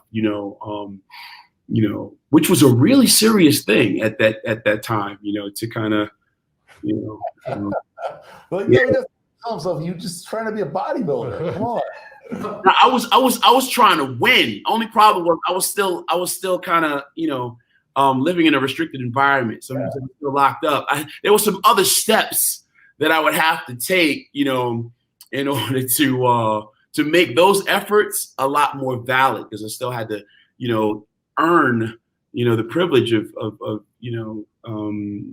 not having to live in that restricted environment as much. So, I mean, it was work. It was work to get ready for my first competitive bodybuilding show.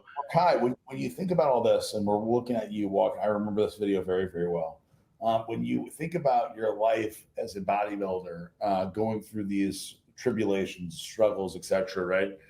And you think about stumbling blocks. We've already talked about a bunch, right? We've talked about several things that are really big that would have potentially derailed other people and said that, oh, I'm just not going to do it. But when you think about your biggest stumbling block or your biggest speed bump back in your life, right? And it could be anything as recent as, yesterday or back as a child. What's the biggest stumbling block you think of where you're like, man, that's the time where I thought I was going to quit, but I didn't anyway? Honestly, the biggest stumbling block, I think, is just when anytime I'm not focused, because I don't think the biggest stumbling block is behind you, because I think your life is still unfolding, and you're still working every day. And the fact that I am working and that I have worked doesn't take away from the validity and the value of now. You could have performed, brilliantly, at the task of doing something 5 years ago or 10 years ago, but that story of a triumph or a moment of success, is then, you can't rest on that, and now the truth is, every day that you live there, every day that you get up, there are going to be obstacles and things that challenge you, the ability to recognize what a challenge is and to do what you need to do before you allow or see yourself, lost, I think. Because, the challenges are real. They still exist now. You know what I mean? There's still issues that I'm faced with. And there's going to be some things tomorrow that are going to come up like, oh, I didn't know. Damn. So now what am I supposed to do? A situation as simple as, I don't know, let's say your drivers, let's not like say your oh wow, those are the old paint. I haven't seen those paintings in years. That is so cool. Wow, y'all are reaching. That's awesome. Do you have them, Kai? Do you have those anymore? Or they're gone? Are they gone? The two that were featured in the background. Oh yeah, I have them like in a storage area somewhere, but they are so like, man, I would like, yeah, that. So okay, so that is actually just two paintings that are being displayed there. So the one where you see the hands, the first one in the foreground, that's nearer to us than the furthest in the distance. So the one with the guy dealing with the the two women. Yeah, there's two women. Yeah. Yeah. So now that is one painting, but the one in front of it is actually one of two canvases. Yeah. So if you can see, yeah, that's one of two canvases. So that's all those canvases are like very large. I still have. I know I can put my hand on the one in the front, and yeah, I'd have to look. But you know what? Oh wow! I never back then. I would have thought about selling paintings and stuff and working like that, but that was always like an idea in the future when I'm good enough. I think like that time in my life, I think I was really, really self-conscious about my art and very self-conscious. Huh? Let me tell you right now, this is the time you sell that art, Kyle, if you want to let other people enjoy the things that are sitting in your storage closet that nobody's seeing. You don't even know where they are. That's a waste. It's a waste. How could you does it kind of remind you of Cedric? A little bit. Cedric are like best friends. You don't know each other, but he's talented. He really has great skill, great command, and awesome. Yeah, I'm gonna play this for you, and you guys can say that to each other, and and then you can both be, confident and successful artists. Because he's terrible and he's embarrassed. He doesn't want to show anybody. He doesn't want to put it up on social media or sell it because he doesn't want to be criticized because he can't handle it. I mean, that's a quote. That's not me like self-admitted. Self-admitted. He won't post. I'm like, dude, you show it to me. I'm like, that's incredible. And he'll be like, no, it's terrible. I don't want anybody to see it. I'm still working on it. And you guys are like, you're like maybe they're separated at birth. Kindred spirits. Yeah, I like Cedric. Aren't they? But they really, that's very similar. So Kai, that's the same thing I told Cedric. If you have all these things in a closet in your mom's house, that's for Cedric, in your mom's house, and nobody can see it, what good does it do? It's so better to feel like, hey, maybe it's not the best I could do, which I would definitely disagree, but maybe it's not. But somebody's enjoying it and they're looking at it and saying, wow, that's beautiful. Isn't that better? Yeah, I believe so. I think definitely at least for that time, that time in my life was I think those are the first paintings that I ever really worked on that were that large, because I think prior to that I really spent a lifetime of just drawing in a book, in a notebook. Yeah, that's the actual piece. Yeah, I did an art show in New York in the city. Johnny Big. Some years back. While I was getting ready for the New York Pro, so the better part of a year, I know I was that was around the first time I really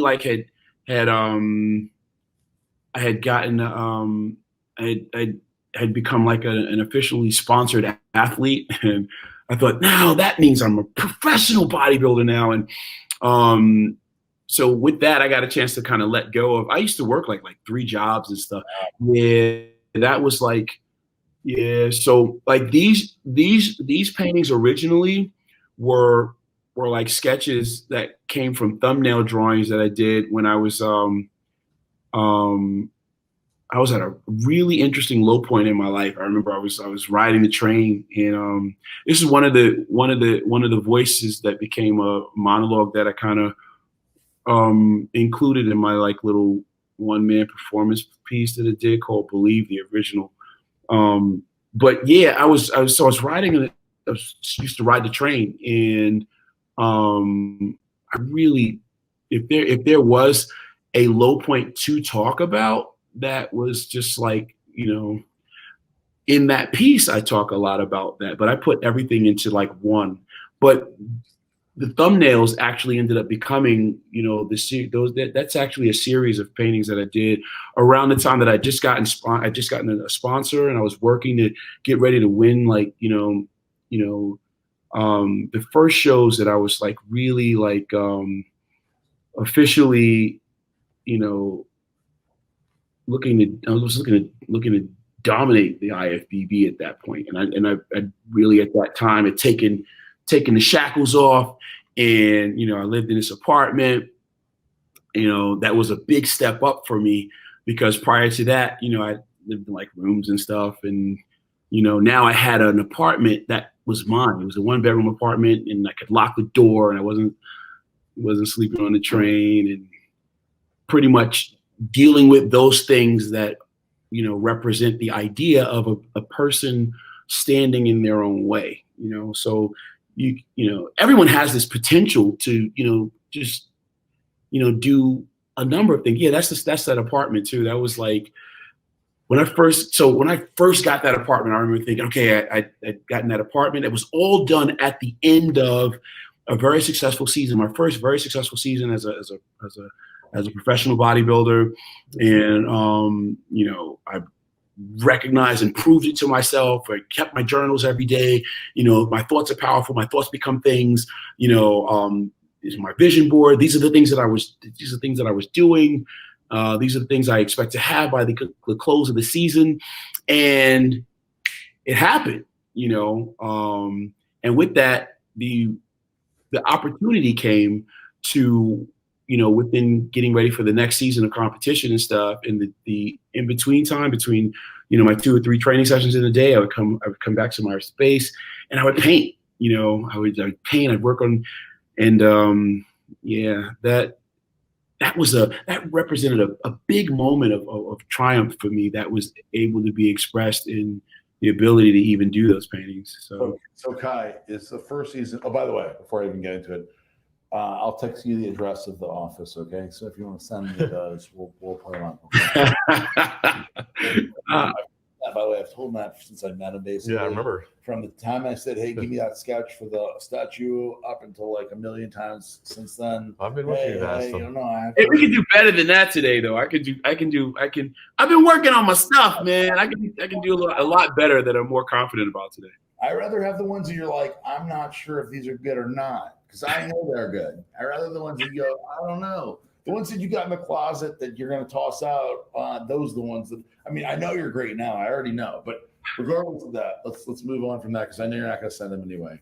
The Keystone Classic, that season, is that the season? Because Sean Ray promoted the Keystone Classic, and Lee Thompson was judging. And Lee Thompson is long gone. He's in another world now, or some other place. Not another world like he's gone. Oh, yeah, right? I was like, what? Oh, wow, okay. Different existence, but not out of this world here. He's still in the same plane that we're on now, but he's not inside of the world of bodybuilding. But Keystone Classic, I remember hearing from Lee that he was the head judge of this show, and you didn't win the show, right? But you won the best poser, and it changed your trajectory of your life, right? Is that the first season, or was 2008 the first season? And then just briefly, if it wasn't anyway, could you touch momentarily on the fact that you won Best Poser and it did change the trajectory of Kai Greene? Oh yeah, absolutely. The change of trajectory really. Let me see. So the Keystone Classic, Keystone. Sean Ray. Okay, so Sean Ray was doing the show, right? And it's so funny. One day I'm in the gym. Quick story. I'm in the gym. This guy was there was a gym. The gym doesn't even exist anymore, but there was a poster on the wall. On the poster was this guy, NPC such and such and such. The guest poser was this guy with like really round muscles and a bald head. And I remember thinking, man, wow, this is dope. I remember talking to a friend of mine that was in the gym with me at that time. He was an IFBB pro.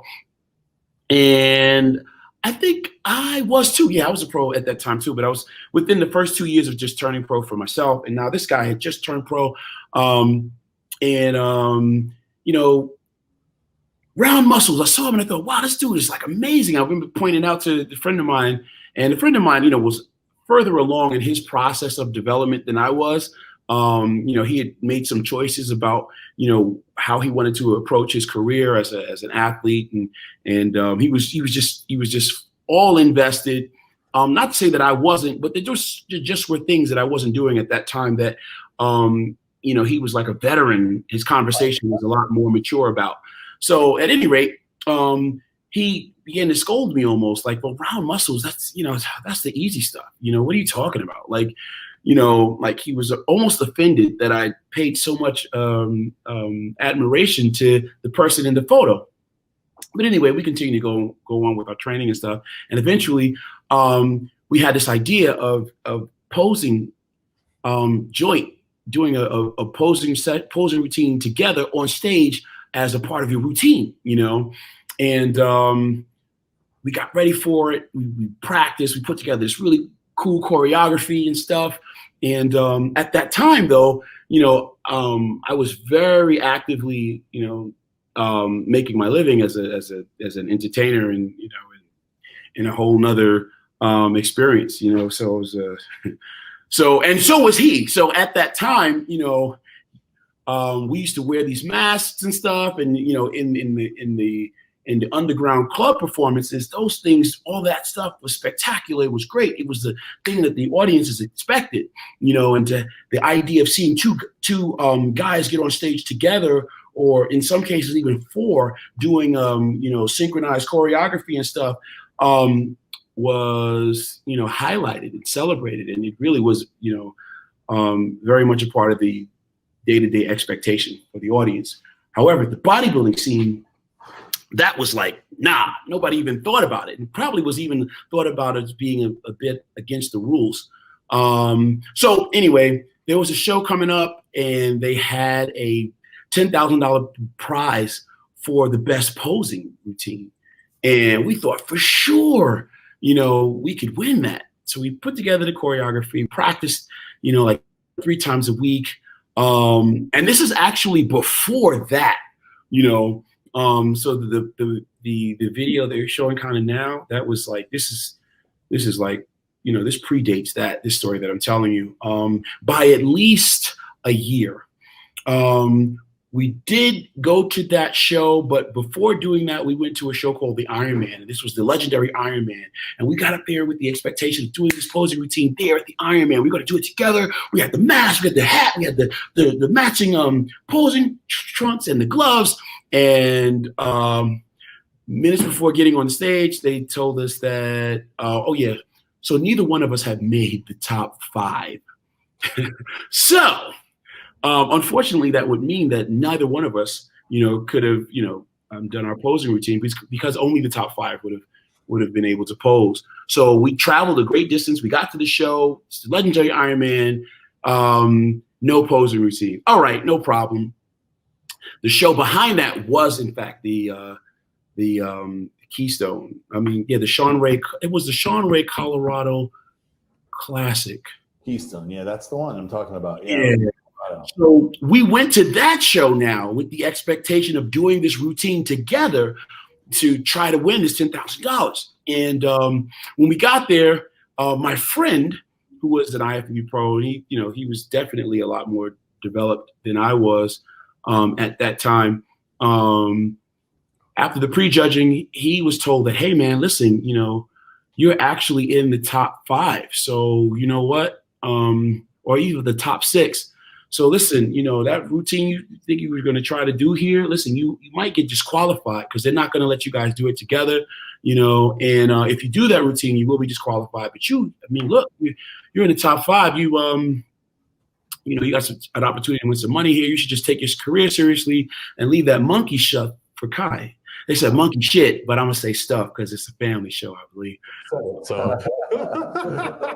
So the monkey shit was left to Kai to do, and I was already the butt of the joke as far as a lot of people were concerned in the industry at that time. So yeah, this is what happened at the Iron Man, because the Iron Man was the only show that we got a chance to actually try to do the routine too. Now, so Colorado Pro, we went out. So we went to do the routine. He made the top 5, so he was going to be allowed to he was going to compete. He was like, yo, I'm ready. And I thought what we could do is we can now take our group and maximize our possibility. So now, okay, we don't already rehearse it, we don't already choreographed it. I guess what? So now they just gave us a better opportunity to win, because I believe the choreography by itself was good enough to possibly, stand against anybody else that was there. I forgot. Durham Charles was there that year. And Durham Charles was like, at that time in the sport, he was, he was Olympia elite. He was the man. I remember thinking, wow, this is Durham Charles. So okay, but don't worry, because we went out there, we went to compete. He got ready to do his routine. He didn't do a routine at all. He went and just, I'm gonna do something else. You got this one. I'm gonna just go ahead. But we'd already made a deal. It was like, yo, man, if we separate our group, you do the routine at your end, and I'll do the routine on my end. That way, as a team effort allows that routine, even if it's done, twice. The choreography, the strength. As a team, we can still win. So if you do it and you win, then we'll split $10,000. And if I do it and I win, then we'll split the $10,000. We believe at that point that we can rest on the strength of the work that we put into it, the choreography and the sacrifice of practicing and just really trusting. We had music made. We gotta do this. So he went out and he did his routine separate and apart. He used totally different music. I think he posted R. Kelly or something. It was like, wow, I just traveled all the way here to do this show for nothing.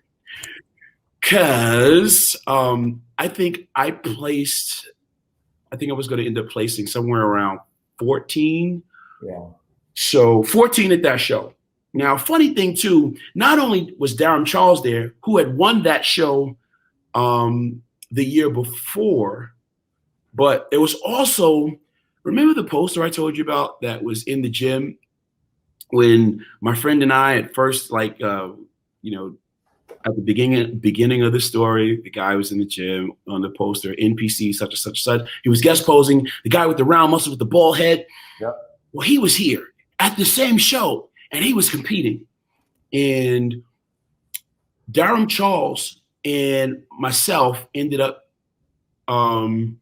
standing next to each other backstage. And I remember, he was a great guy in person, and he loved pumping iron. And every other joke was some kind of quote from the film.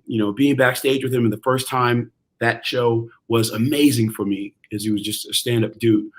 But when we got on stage, I really, really wanted to try to show him that, yo, man, I watched every video that you've ever participated in. Every time you competed in Ironman, every time you did, the posing style that you were known for, I knew it backwards and forwards. I could impersonate you, and I just really, really, really respected you, But at that show, I went out to do my routine after Rodney and after a lot of other people, and I remember thinking, man, you know what?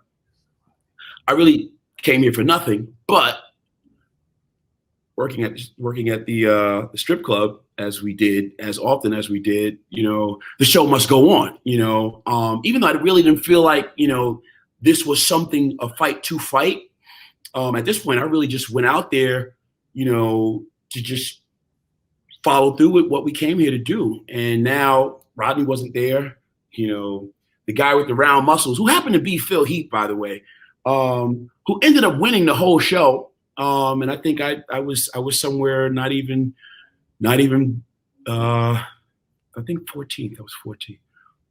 I went out there. I knew I was going to take 14. Well, not even. I just knew I wasn't even in the running. So at that point, put my mask on, put the hat on, put the gloves on, and went out there to do. Oh, wait a minute. I looked down. My posing suit. We couldn't buy the regular posing suits that were the right color at that time. I bought mine and spray painted it with metallic silver. But the metallic silver, for some reason, it like rubs off on your oil, when your oils and skin hit it.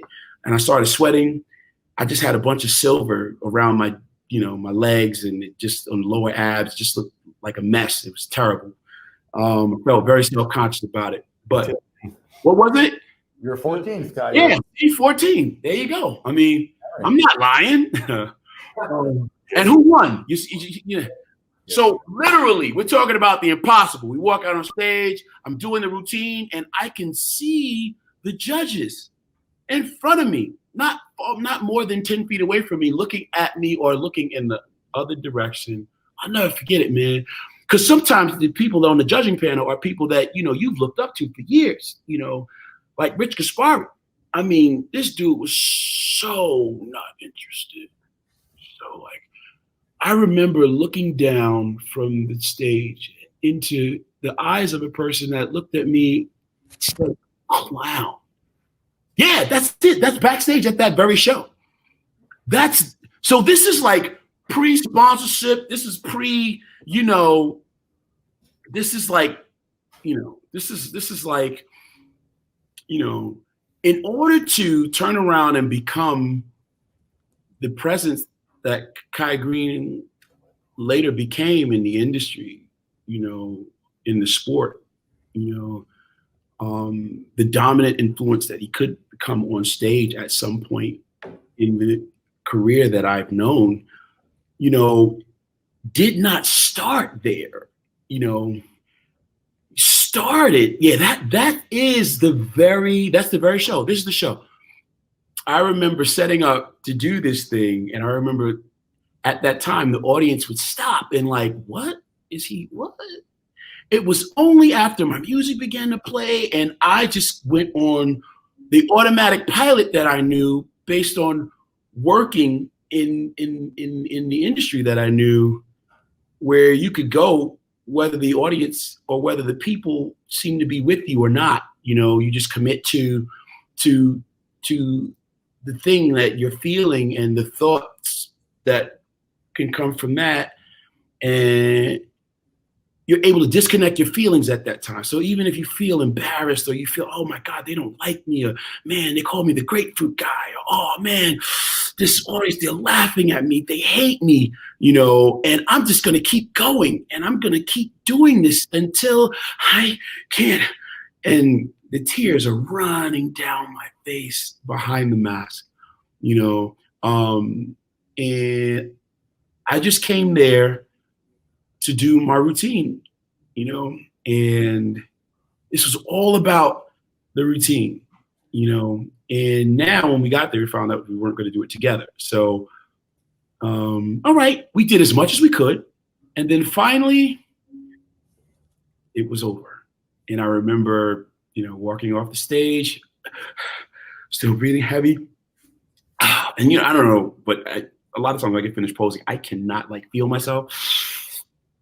And I just want to stop breathing. And I remember holding myself up on something and just leaning my head against the wall.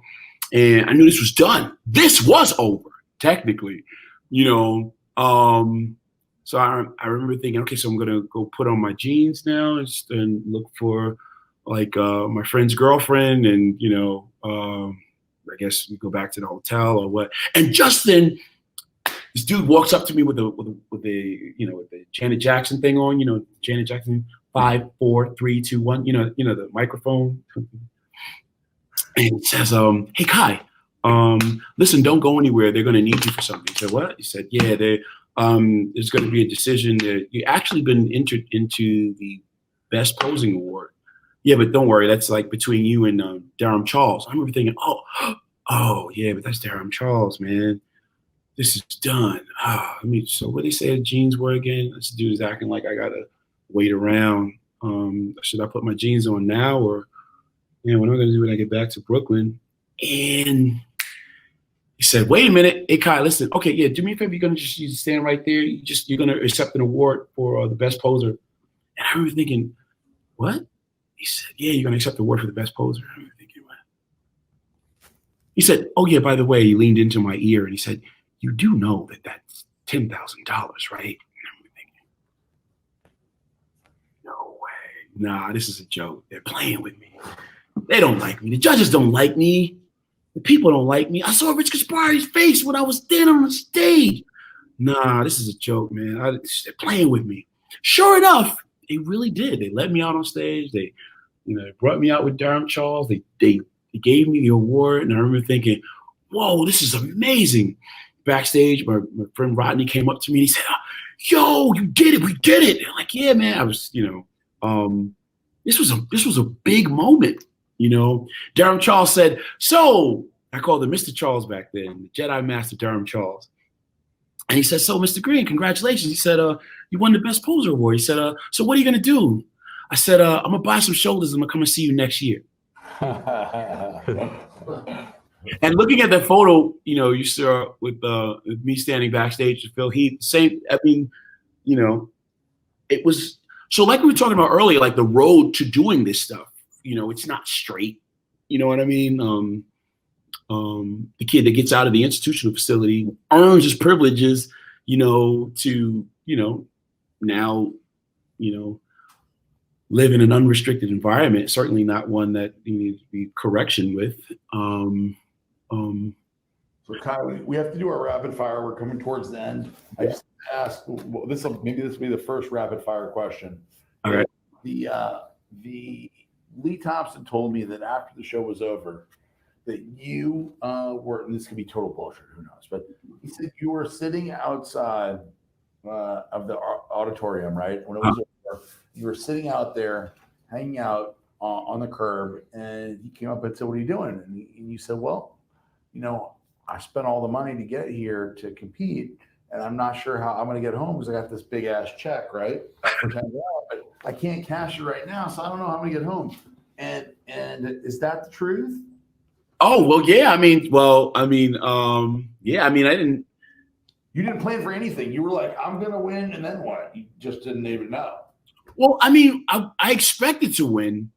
You thought the way that we practice, I expected to win with, as a duo. That's what we practiced. That's what I thought was going to happen, and or at least what I thought could happen. But the risk of being disqualified and then the dude getting your check, Kai, you thought that was going to help you? You're going to take that and go home, or what? Oh, I think it was. I knew that I now had. For me, I think in that moment, it was clear to me that if I had the picture in my mind that the judges didn't like me and they were going to hold me back, for me, a moment like that said, "Oh man, that can't be true." It was one of those moments, just like with the, black men can't have calves, so don't train them. You could have sabotaged yourself and said, "Oh well, I'm not even going to go out on stage now. Oh, I can't do the routine with you." And I didn't come here, it's just I didn't come here for this. I thought we were going to do this another way, and I could have gave up, and I didn't. And I think the award was just one of those things that helped to prove the reality to yourself. That, hey man, the limiting beliefs are the things that really stop you. The mindset that is flawed in its logic, oh, I don't deserve it, or I can't be. I have the wrong genetics. I have the wrong sponsors. I don't have the support. I can't. Well, yeah, that's thinking like that, believing that could have been the thing that stopped you. But I think turning around and saying, well, listen, sometimes, we just have to follow through. And I'd spent a lifetime, of dealing in those kind of situations where, somebody might say, yo, man, you should dance in clubs and you strip and those things. Oh man, that stuff is terrible. You should be ashamed. You should be embarrassed. But I think one of the points of lessons that came from that was just recognizing that, damn, a lot of times that curtain of shame, was building me or helping me to build within myself the skills or the tools that would be required to kind of know how to fight this thing, even when the material resources that I may think I need, to have, aren't in my hands. I just, hey man, the show must go on. You do this every night, even if it were, in a place where people would say, oh, you're supposed to be ashamed of yourself for doing that. The truth is I learned some very valuable lessons there about, being able to push myself and to perform as a performer, and try to stick to the letter of what, we practiced, even if the conditions, at the time are not, as favorable as you would have expected them to be, like a costume malfunction, or, someone doesn't show up, or, show must go on, just follow through. And I did. And it paid off big by showing me more than anything that the only limitations there that would have been the ones that I used to stop myself. So Kai, we're going to go through these rapid fire quickly. I know he is not your specialty, and I appreciate yes. But we're going to go quickly through these. If you eat any fast food, Kai, what would you eat? Fast food, chicken. Because I can buy chicken. Favorite movie? Chronicles of King Kai animated series. If you could trade lives with anybody for a day, who would it be? Me. If you could work out with any bodybuilder, present, past, who would it be and why? Tom Platz. That's a good one. Who? Why? Because he's legendary. It's a legendary thing. I got certified through International Sports Sciences, and I went there just because of his association with them and a lot of the philosophical stuff that I understood him to express when talking about his relationship to the squat and the squat rack. Okay. If you could be an animal, what would it be? If I could be an animal, what would it be?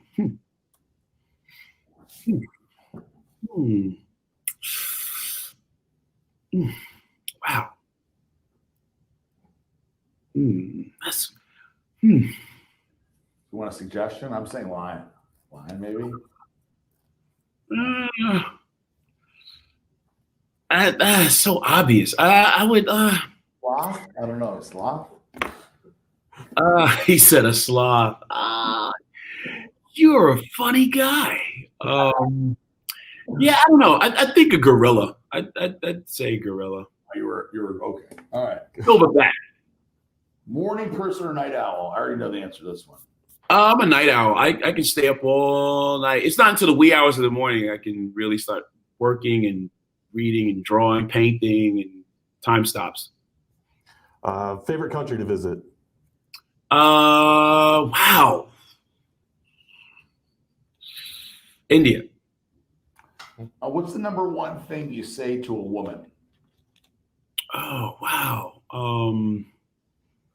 Not just a random woman. So let's back this up a little bit.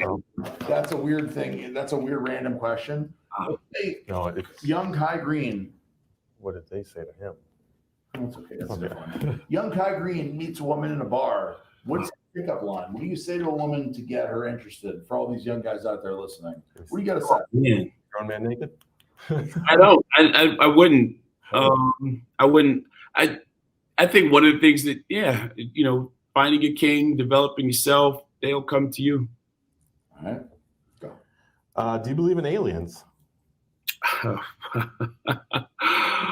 Well, anything's possible. Do you have any secret talents?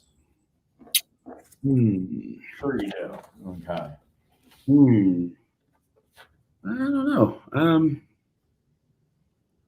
Secret talent. I'm not keeping it a secret. But I'm discovering more about myself every day. So who knows? My last question, Kai, and then we're going to let you go and get back to everything else going on, art and podcasts and mini Kai and everything else is favorite book. So I know you're like me, you're a voracious reader, and you've read a lot of stuff that's kind of helped shape the Kai that we know now. What is Kai Greene's favorite book or favorite books? It doesn't have to be just one, because it'd be tough. Maybe it'd be tough to do one.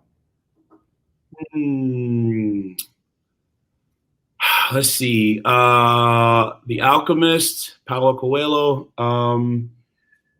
Let's see. Science of Getting Rich, and